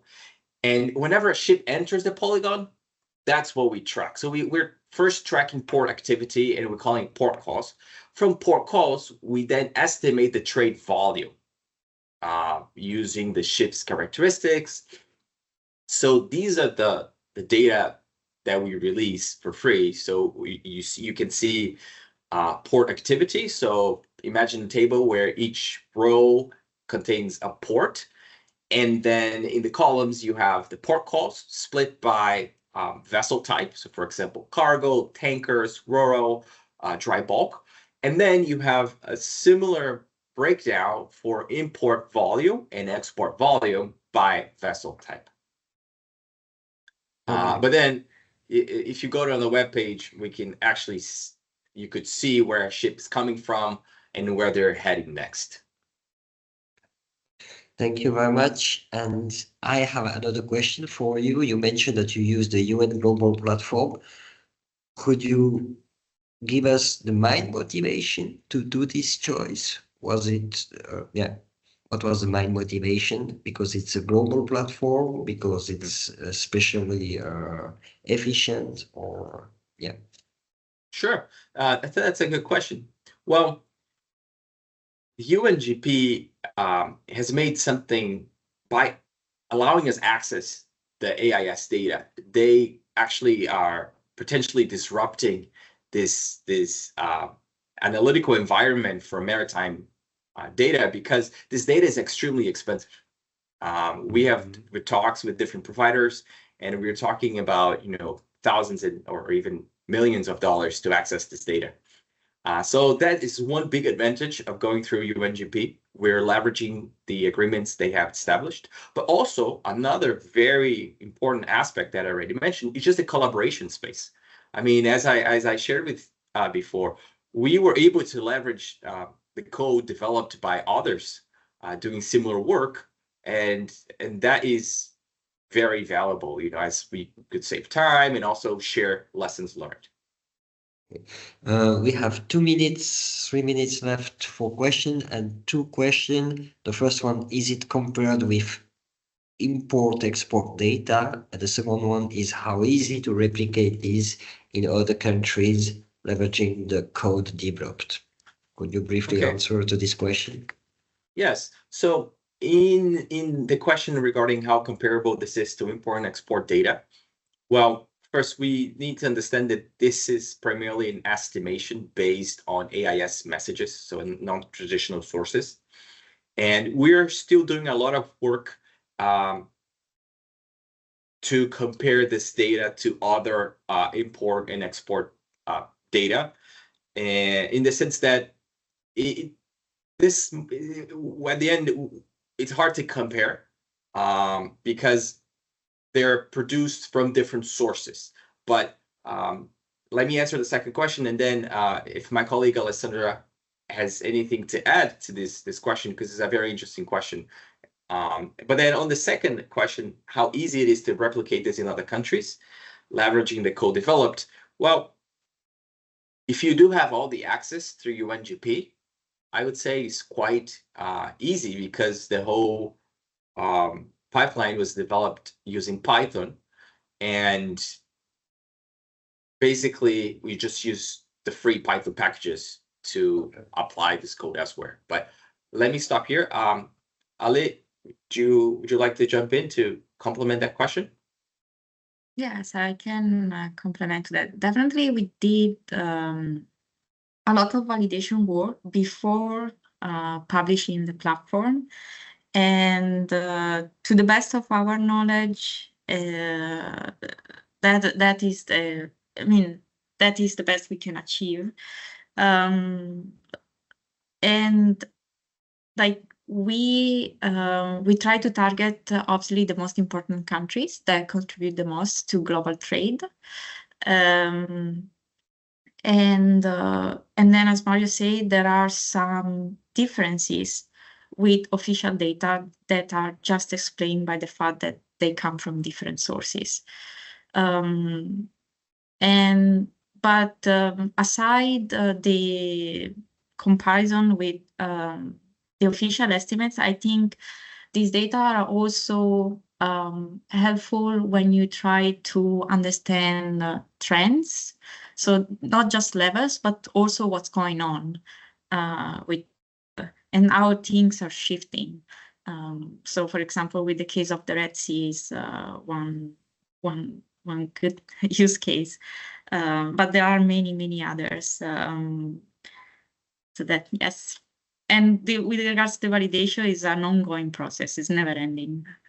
We continue to do that. Thank you, Alexandra. Thank you to both of you for this, again, very interesting presentation, and also the showing us that this global platform, UN global platform, is used. It's also a very positive point. Rana, you wanted to say something? You raise your hand. Yeah, I could not stop myself, because I've been working for many years, 20 years in international merchandise trade statistics, or in trade statistics in general. So the official merchandise trade statistics are based on physical movements. So in that sense, the physical movements here through the AIS data does have a strong comparison with that. Of course, what we have with the AIS data is that it is almost real time, and the reported data have a real lag. So if you're lucky, you will get it on a monthly basis, or otherwise on a quarterly basis, and this is really very close. So I just wanted to add that to it. So the high benefit of this kind of data. Thank you. Okay, thank you. I see we have another question, but we are running out of time. Maybe you can answer the question by emails, but we don't have time, unfortunately, yet to answer the last question. We have to move forward, and again, thank you very much to both of you. And our final presentation for this session comes from Indonesia. It will be given by the Professor Setya Pramana. He's the Vice Director of the STIS Polytechnic of Statistics. His talk will take us into the field of maritime transport statistics, as well as the measurement of greenhouse gas emission. It's a very interesting presentation because it covers, again, the whole process from the data sources, pre-processing, choice of algorithm, and the evaluation, and of course the result obtained. Setya, the floor is yours.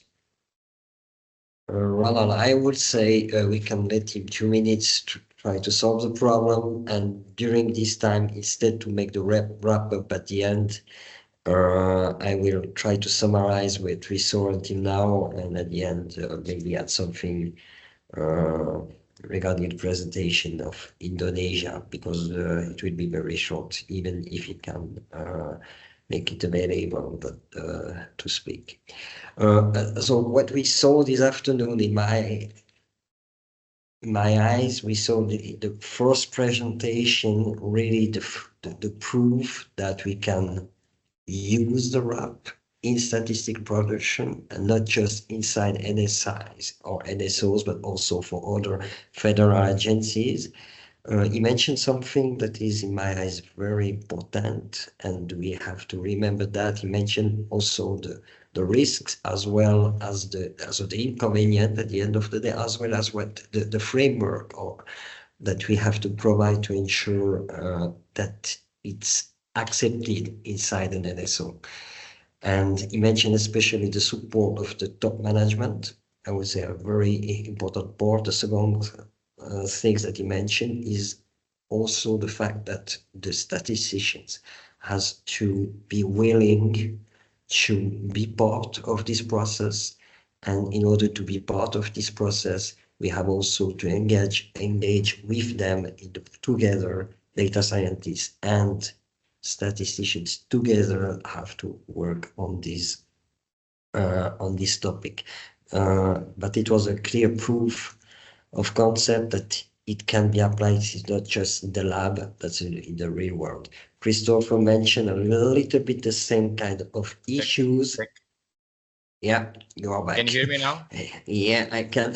We can hear you now. Oh, sorry. So I don't know. I have to change the. And it's not a big deal. I give you the word in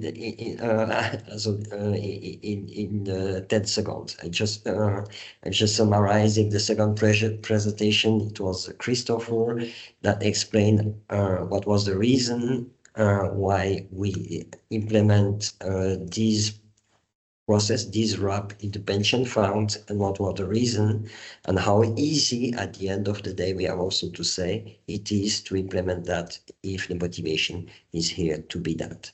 Okay, I will finalize my wrap up at the end of of our 19 minutes. I give you the floor, and Setia, please.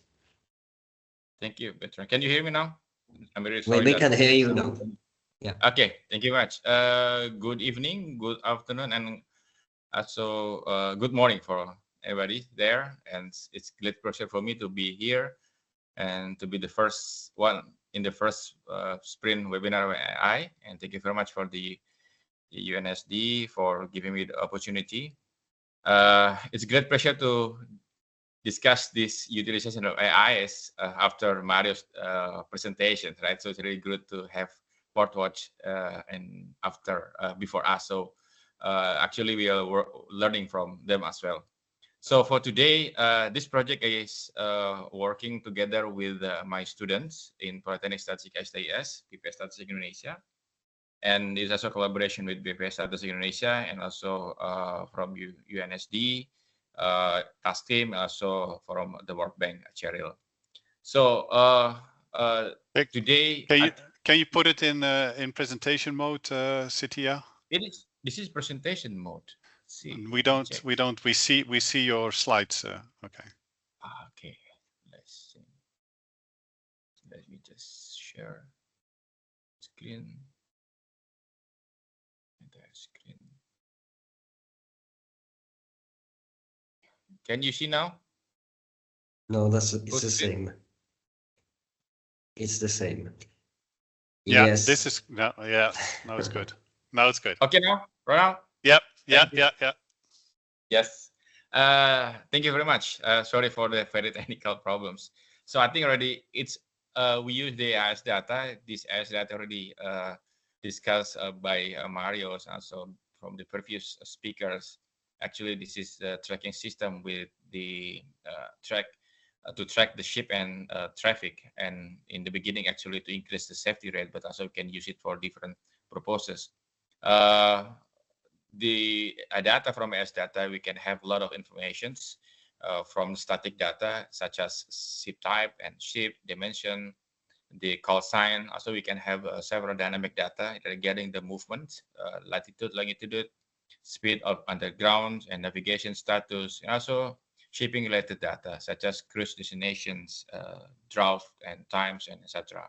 And this AIS data can be utilized for different purposes. As already mentioned, that almost 90% of the mobility or the what the shipping industry actually related to the supply chain in the world, right? So, okay. So for this project, we are working on several research objectives. First, we try to use this AIS data to obtain the Indonesia port calls and also the vessel duration in the ports. The idea of this actually already mentioned by Maria as well. So we have several area in the port. So based on number of ships entering that area, a polygon, we can define the number of vessels entering and leaving Indonesian ports, also number of time of vessels spent in Indonesian ports. Also, we try to calculate the overseas visits, number of Indonesian vessels based on Indonesian flag that entering overseas ports. These two objectives are needed to obtain the ship mobility statistics for BPS Statistic Indonesia. And then the other topic is objective to obtain these greenhouse emission estimates based on the shipping activities in Indonesian air. This all objective is done in 2022. So these are our data sources, AIS data. And thank you very much for the UN Global Platform to providing us this data for this year and last year. And this coming year, we also will use this UNGP data as data for several research as well.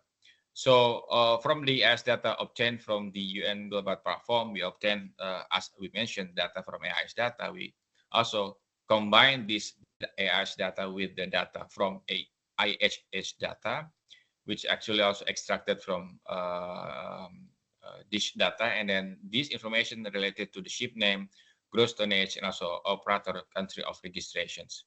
We also combine this with the World Port Index to obtain the Indonesian world ports. And then we compare the result we obtain by using official statistic based on the BPS related to ship visit data and also other data. So this is the methodology of preprocessing. As we know that the data of AIS data is not that you cannot just easily or directly use it straightforward, right? So we have to deal with some anomalies. We have to deal with some invalid and also missing values, and etc. So we perform several processing techniques for the two objectives for monitoring vessel activities and also for greenhouse estimation from greenhouse estimation here. So the idea of the processing such as to check the valid MMSI, whether they have a valid number, whether they have a valid status, and etc.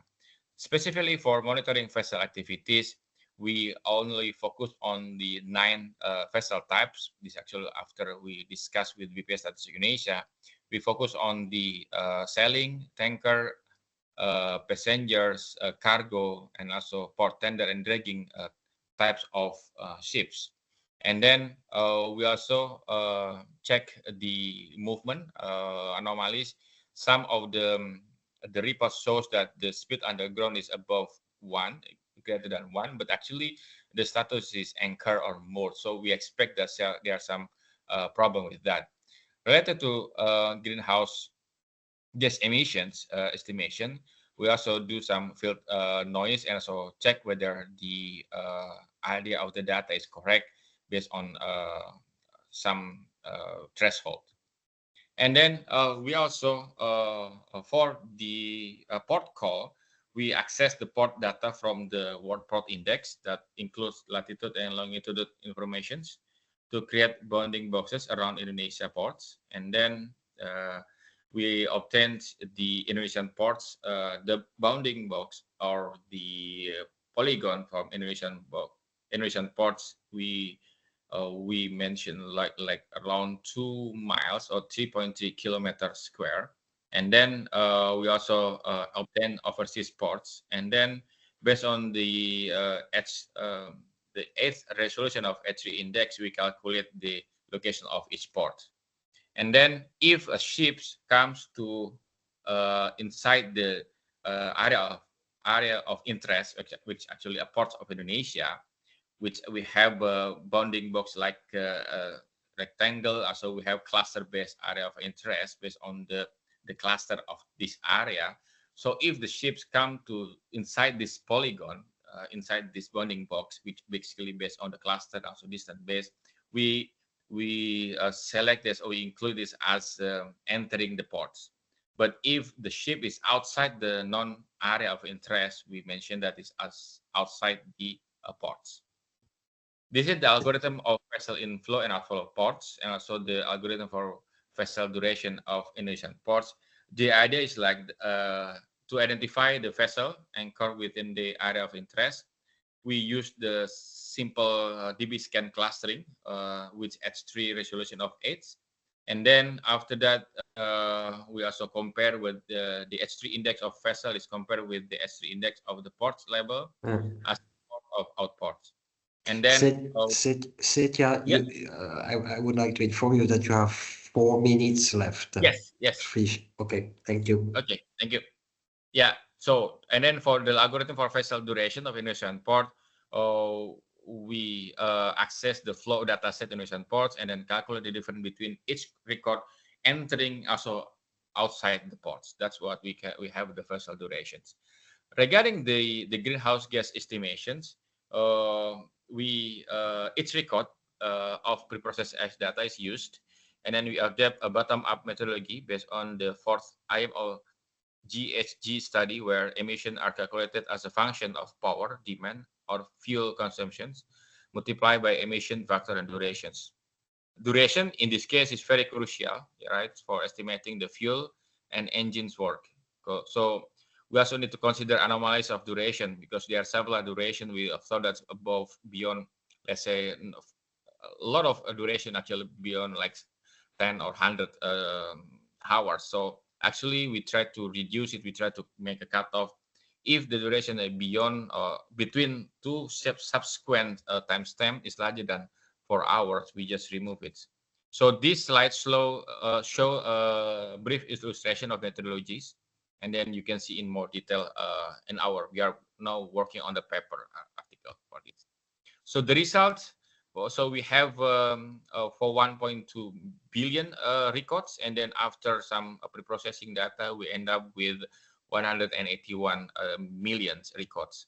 And then we also compare with the number of vessels in and out in Asia based on distance based and also cluster based. We observe that there's no differences between these two approaches.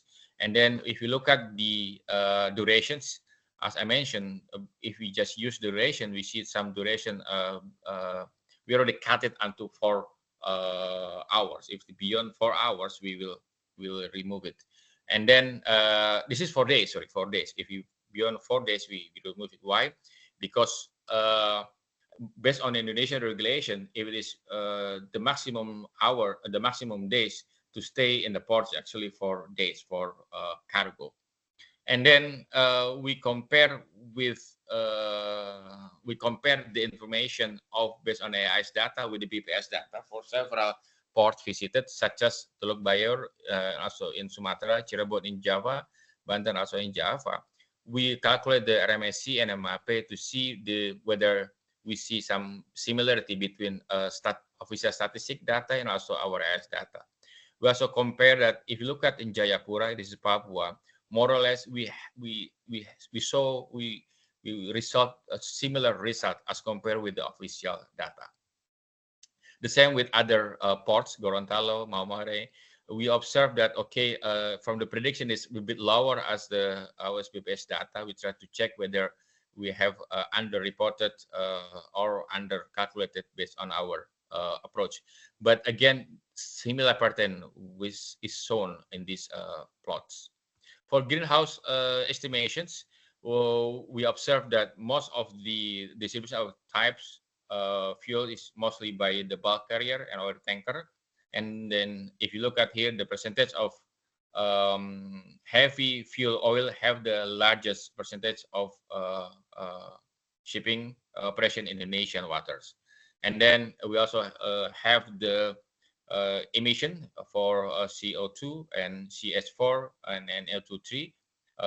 Most of the you can observe here, most of the contribution of CO2 is basically based on the heavy fuel oil, but for the methane, CH4 is by the marine diesel oil. So we also compare this data actually with the WHO. They also World Bank, sorry, the World Bank. They also have the data, similar data. We observe similar pattern, but we don't see any exact numbers. So, but similar pattern have been shown by our approach with their approach. And this is some the map of GHG concentrations. Most of the concentration is Malacca Strait, and also where all the ships actually come from Europe, and also from the Asia, and also from other East Asia. And then this is Batam and also Singapore. And we observe that some mobilities of the vessel in ocean water. The same with the CS4 and the same with the NO2, N2O. And then also we check this data with what happens in the ground. We visit several ports such as Amara and discuss with the ports authority about the finding to check whether our finding is correct or not. Of course, there are some limitations such as we actually the area of interest from by distance base and a cluster base, and it actually is not exactly accurate with defined area. So now for the next step, we try to calculate, we try to find the exact area of interest for export. And then this only include only 122 ports in Indonesia. There are more ports in Indonesia. For this year, we plan to add more ports in our study here. For greenhouse estimations, we have only ships that are required to have as based on regulations, and then we will also include other type of ships as well.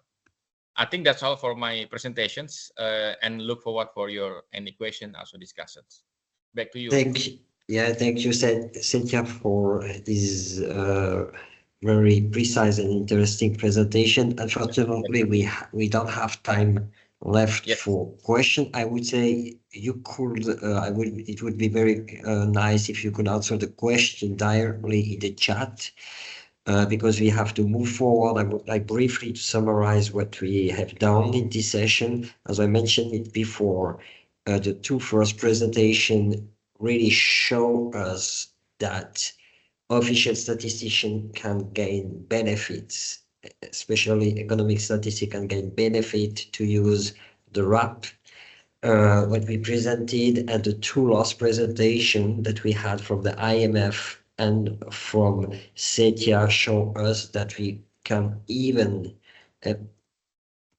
have a benefit if you are providing or you are interested in producing statistics at the global level, or at least if you need data that are from around the world with ships and other kind of data sources.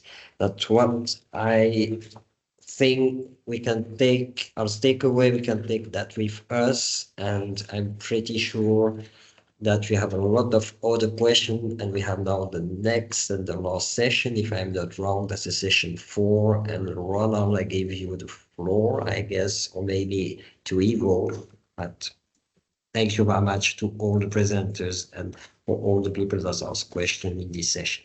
Thank you. Thank you very much, Bertrand. Yeah, I think everybody is back. Marco, I saw that your message coming in, so you're back with your group with session 4 in the plenary. Yeah, we're back. Yes. Ronald. Yeah. I hope we are. Yes, I am. you are. Okay, Ivo, you want to introduce, and then I'll pick it up. Well, go ahead. Do you want me to give you an introduction, which is nice always to do this for a friend, right? A dear friend, Ronald Jansen, we worked together for decades in the statistics division, and he's well known of many areas. He started in trade, which is an important area dear to his heart, and then he moved to big data and data science, and he is now well recognized expert in this area, but also he is a great organizer, bringing the communities together. And this next session, Ronald, I turn to you to organize the panel discussion and have a broader sort of reflection from the participants. I'm impressed by the large number that are still on call, Ronald, so you have the audience. To you. Thank you very much, Ivo, and thank you everyone. Yes, for staying on with this long session. Yes, we've heard a lot of information, and what we do in the last panel session up to for the next half hour or so is try to see with the moderators of the panels. So with Osama Rahman of the Office for National Statistics of the UK, the director of the Data Science Campus, with Bertrand, the director of the Data Science Competence Center of the Statistical Office of Switzerland, and with Marco Marini, who is leading the data science team at the IMF. We'll try to see if we can get some general views on the way forward. And what I would like to ask you is on two topics, and we'll go in 2 rounds to that. So the first one is on the use cases that we have seen. Which ones you think will be most impactful for statistical offices, and how or which use cases can easily be sort of transported from one office to the other. And then there's the second part is on the development of skills and the capacities that are needed in a statistical office. But I turn to Osama first. And Osama, I would like to ask you what you have heard this morning, or maybe more in general, and what you see as the most promising and impactful use cases for statistical offices presented during this webinar, and why do you think that those would be most promising? So turning to you, Osama, please. Okay. So look, all of the presentations and use cases were excellent. So I'm going to focus on the most promising aspect, and I'm going to interpret promising as something maybe not all of us are doing yet, and more of us are interested in doing. And I think that's using Earth observation, and particularly satellite imagery, more and more. I think most of us working data science are doing a lot of other things. We're beginning more and more to use Earth observation data, and it's something that's quite useful for all sorts of purposes. We've heard about various things today, but also including things like measuring forestry coverage, counting tents and displaced persons counts. Excuse me. So I would say in terms of the most promising, which is not quite the same as most useful, everything's useful and everything's excellent. That's, I think, what I come away with is the Earth observation data stuff is really promising, particularly as if you talk to the satellite manufacturers, their satellites, the sensors on satellites are getting higher and higher resolution all the time, and with wider band spectroscopes that aren't just working in the RGB part of the spectrum. Thank you. Thanks, Osama. Similar question to you, Bertrand, on most promising, maybe also in relation to your session, having the reproducible analytical pipelines. But in general, what do you see as something that offices that are promising for official statistics, if you like? Yeah, thank you for the question. I think in the session 3, we saw very clearly that the reproducible analytic pipelines, they have a potential. But we have to define a little bit what is this potential. And I think this RAP has a potential to simplify the work in the official statistics National Statistical Office. That's for sure one thing, and it should maybe probably help also official statisticians to reallocate a little bit their staff in maybe more added value tasks and jobs. If we can apply that, which we automatize, which we can automatize. We also heard from many speakers about the improvement of quality by automatizing this task. I think we can apply that not just for economic statistics, but as well for social statistics and other statistics. The idea to automatize the pipelines, the process, in order to gain more efficiency, time to market, maybe even, as I mentioned before, reallocate the resources to put more insights about the analyzing the data, providing the right information at the right time, was something that I was very impressed of, and also the fact that we can apply that for the needs of one office, or we can also apply that if we have to gain access to data that are available, for example, on the UN global platform. Thank you very much, Bertrand. Similar question to you, Marco, and then specifically also to it, given the umbrella under which we have the current webinar, the economic indicators. Of course, IMF is focused on macroeconomic indicators. So what do you see most promising as use cases in that particular area? Well, thank you. This question is on use cases based on my session. I need to repeat perhaps what Osama said. I had 3 presentations on different use cases using satellite data. I mean, different variations of Earth observation data. So I think definitely that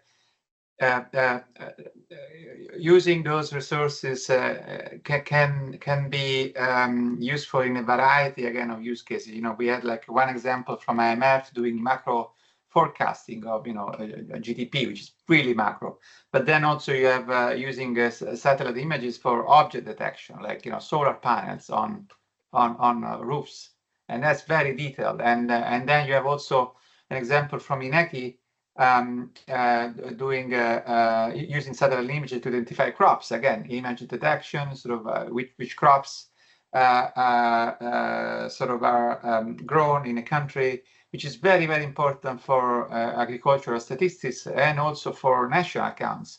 When I used to do national accounts, the way we estimated crops was really, modeling essentially. It's because crop usually crops when you harvested them and when you sell them, but you don't know when they are like grown. And so I think using satellite images, you can actually have a good estimate of work in progress, which is in agriculture is quite important. And I think also what makes this satellite data very promising is also because they are accessible. There are global data sets out there that can be accessed by anyone for free.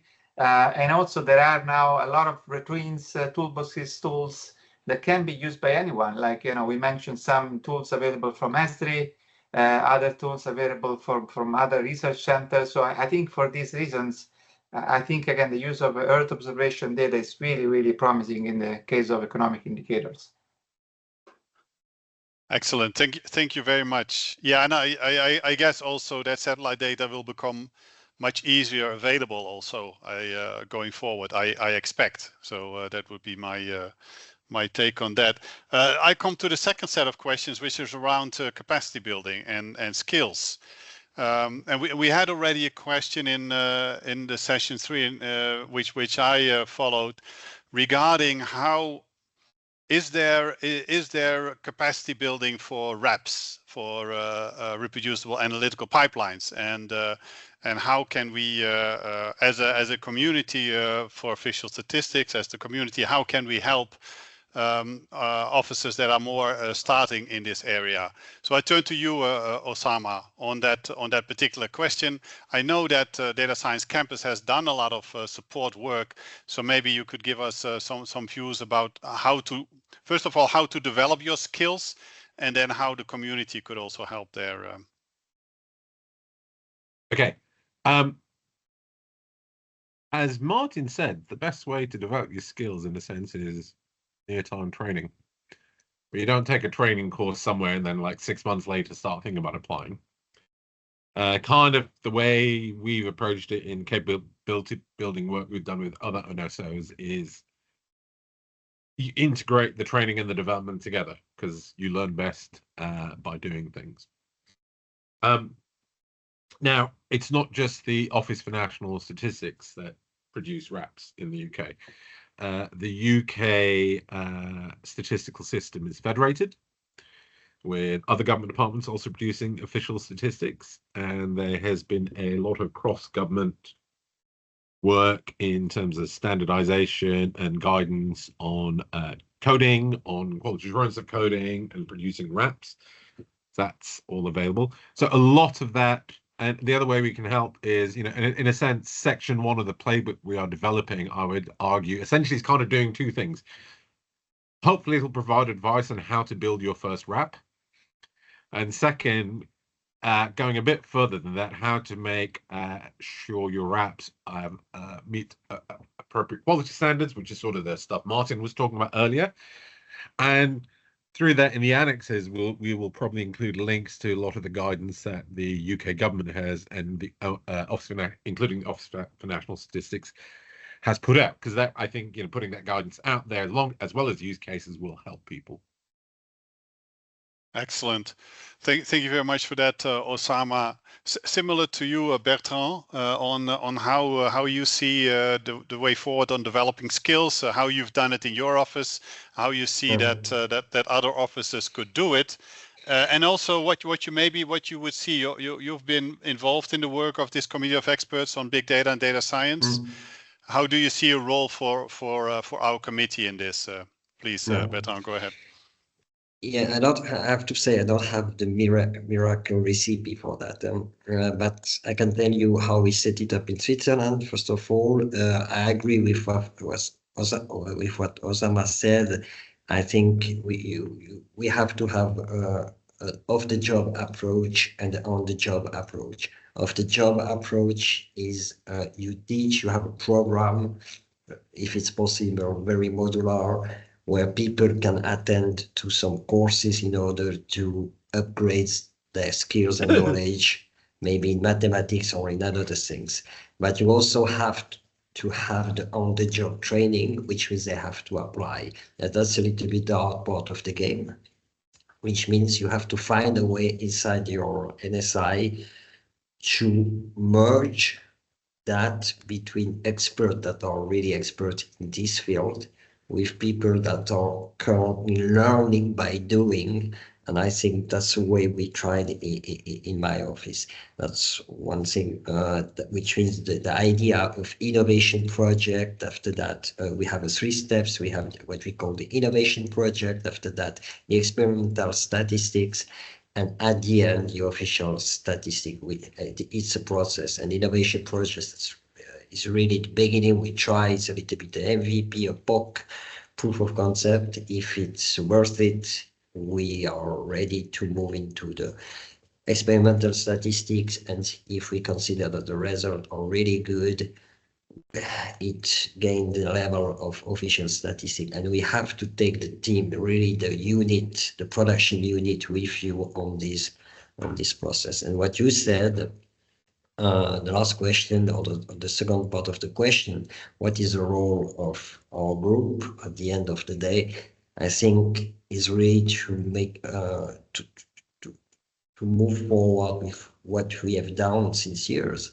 So which means this playbook is a very important thing. The other things are the task teams, which means to offer the possibility to everyone that is interested to gain knowledge and skills by taking part in what you are doing. I think, or what we are doing. I think that's probably the most useful way to create and to share skills and knowledge around the world between countries. That's a little bit how I see this. Excellent.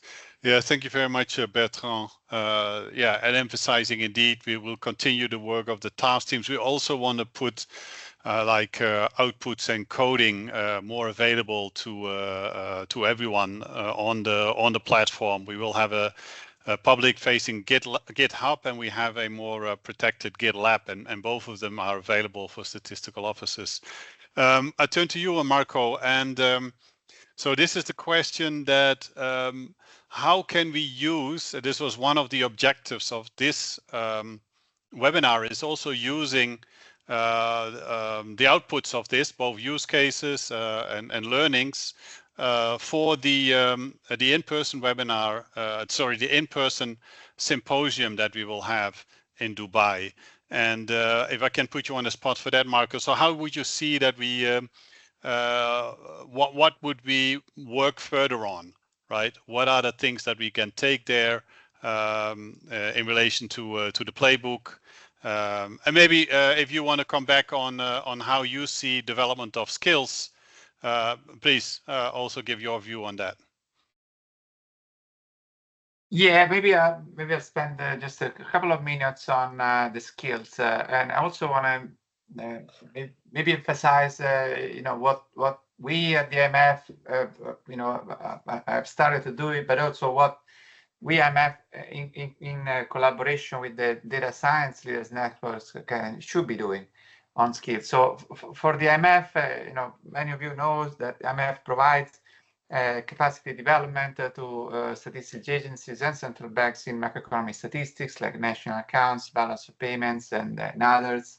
And countries have begun to ask us also support to develop data science skills. And so, and also for that reason, we created a big data center to really promote using of big data, innovative sources, innovative methods, data science in these countries. But the way which we should be doing this is really less theory and more hands-on application. There's no really a handbook, a manual about data science. It's more about doing work with maybe notebooks, develop notebooks, living like reproducible analytical pipelines that can be used by countries and sort of get this work started. So we started like in I think it was in October, yes, like a month ago, with a workshop on big data for macroeconomic statistics for a few African countries, with concrete applications,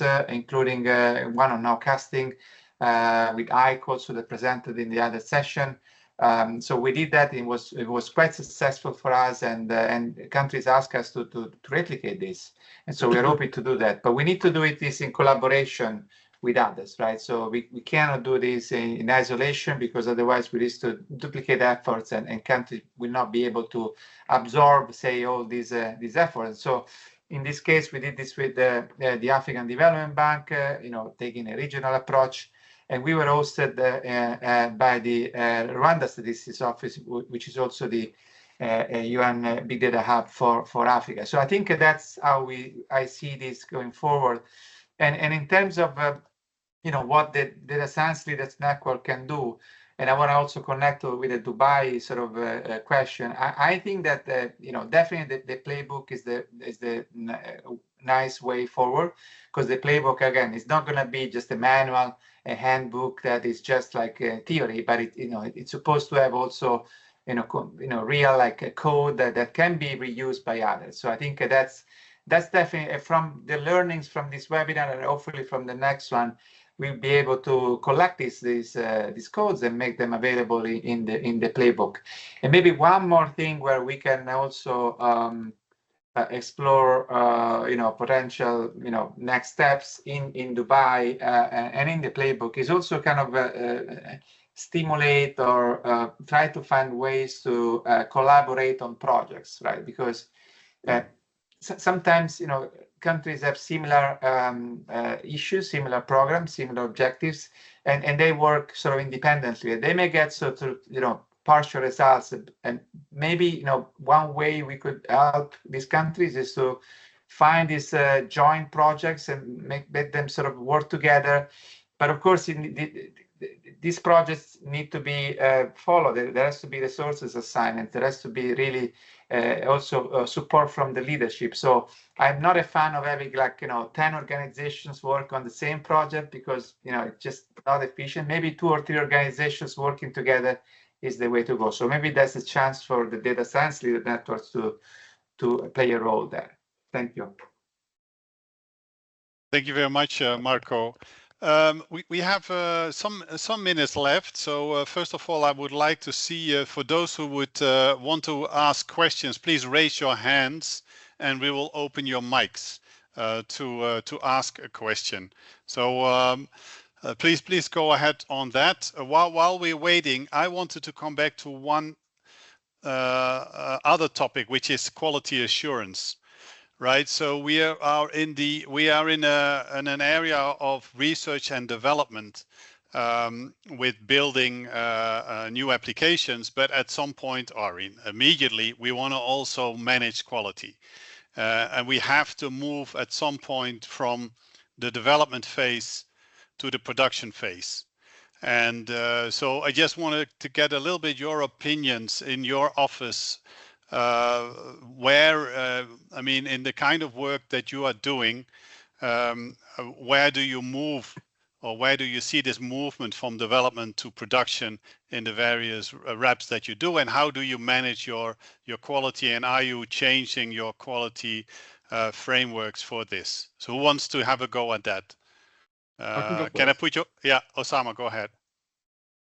So, I mean, I don't think the basics of quality assurance change, because the tools that you're using, the approach you're taking, right? And actually, we do have quality assurance guidance for coding and wraps and things like that. So, and most of our apps in the UK are sort of production stats, not experimental stats. So we've done that. So we have good guidance and good approaches, and Martin has picked up at a high level some of those. And I think, we will bring some of that into the playbook. I think it changes. The general approach doesn't change. I think, yeah, I don't think it really changes that much. You develop good quality assurance practices. You go from, at least in wraps, you go from, development into production. I think where it's a bit different currently is in AI in the main. And I think Frankie may have mentioned this as well, that I think, my view is experimentation or prototyping is easy, implementation is hard. But actually on that, and I've raised this sort of for the last earlier this week and last week at other various meetings in Canada and here in Geneva, I actually don't think the challenges are around quality assurance per se and quality assurance standards. I think actually they're more around internal blockages and cultural issues in NSOs, which, we will pick up a bit of in the playbook, rather than how do we quality assure this stuff. I think it's slightly different for Gen AI, using Gen AI, because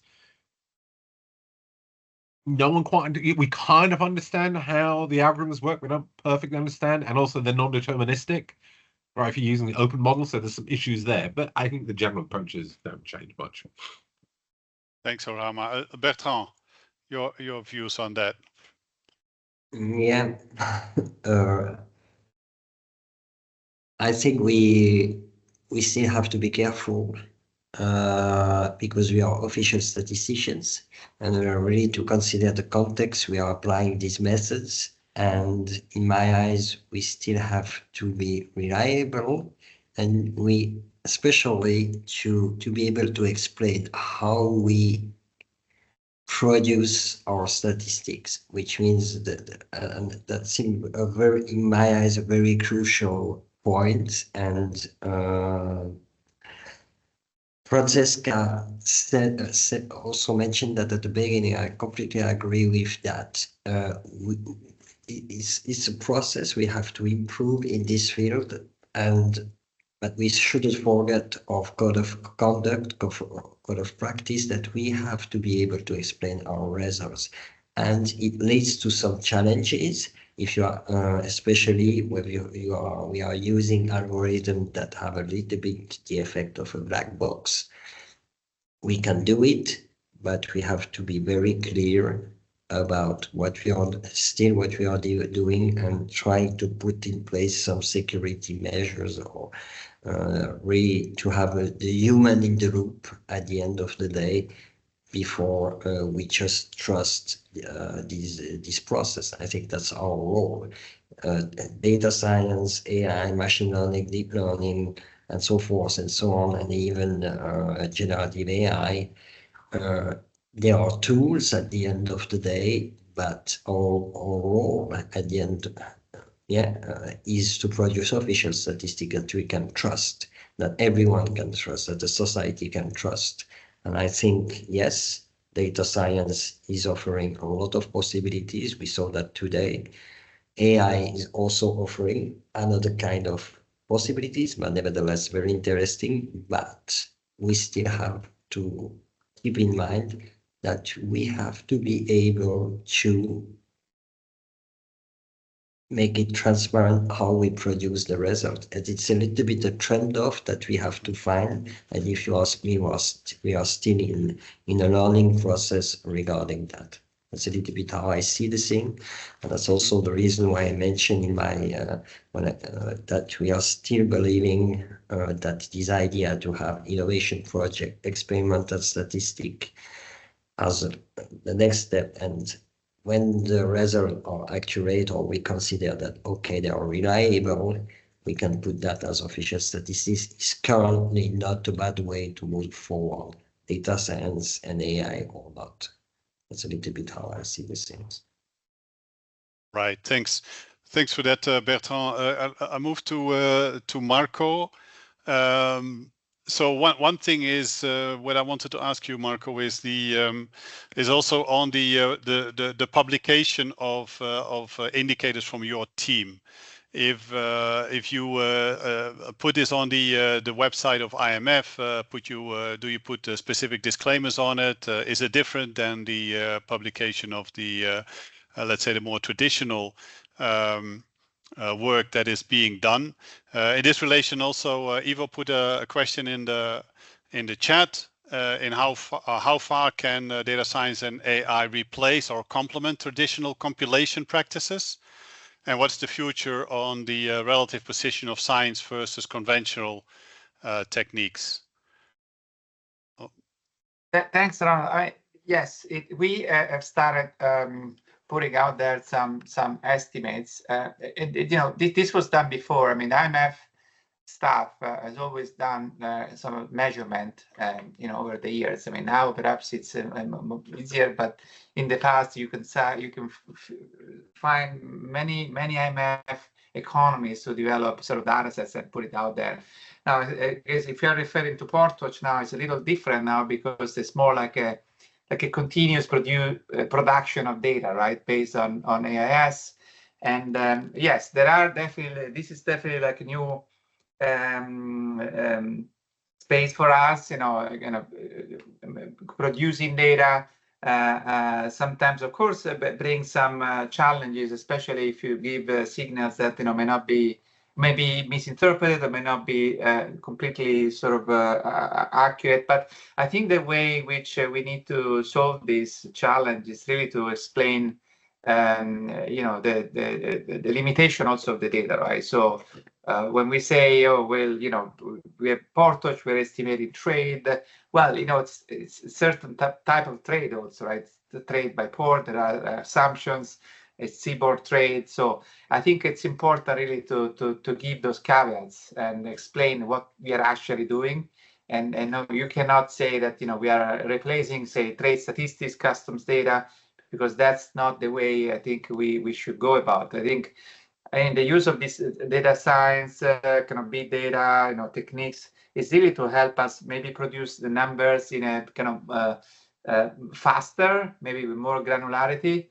But we still need those kind of traditional data, maybe going back to what Ivo was saying, that provides a little bit more certainty, comprehensiveness, that gives sort of the assurance that what you are measuring with this type of sources and methods eventually are of good quality. So I think, in my view, really this contrast between kind of official, say, traditional data and new data, new methods really needs to be resolved when it comes to sort of quality assurance, right? Sometimes actually this measurement can actually help improve the traditional measures. You can, because the economy is now almost digitalized and you all digitalized, you need to really find ways to improve traditional measurements like surveys or even censuses with new data.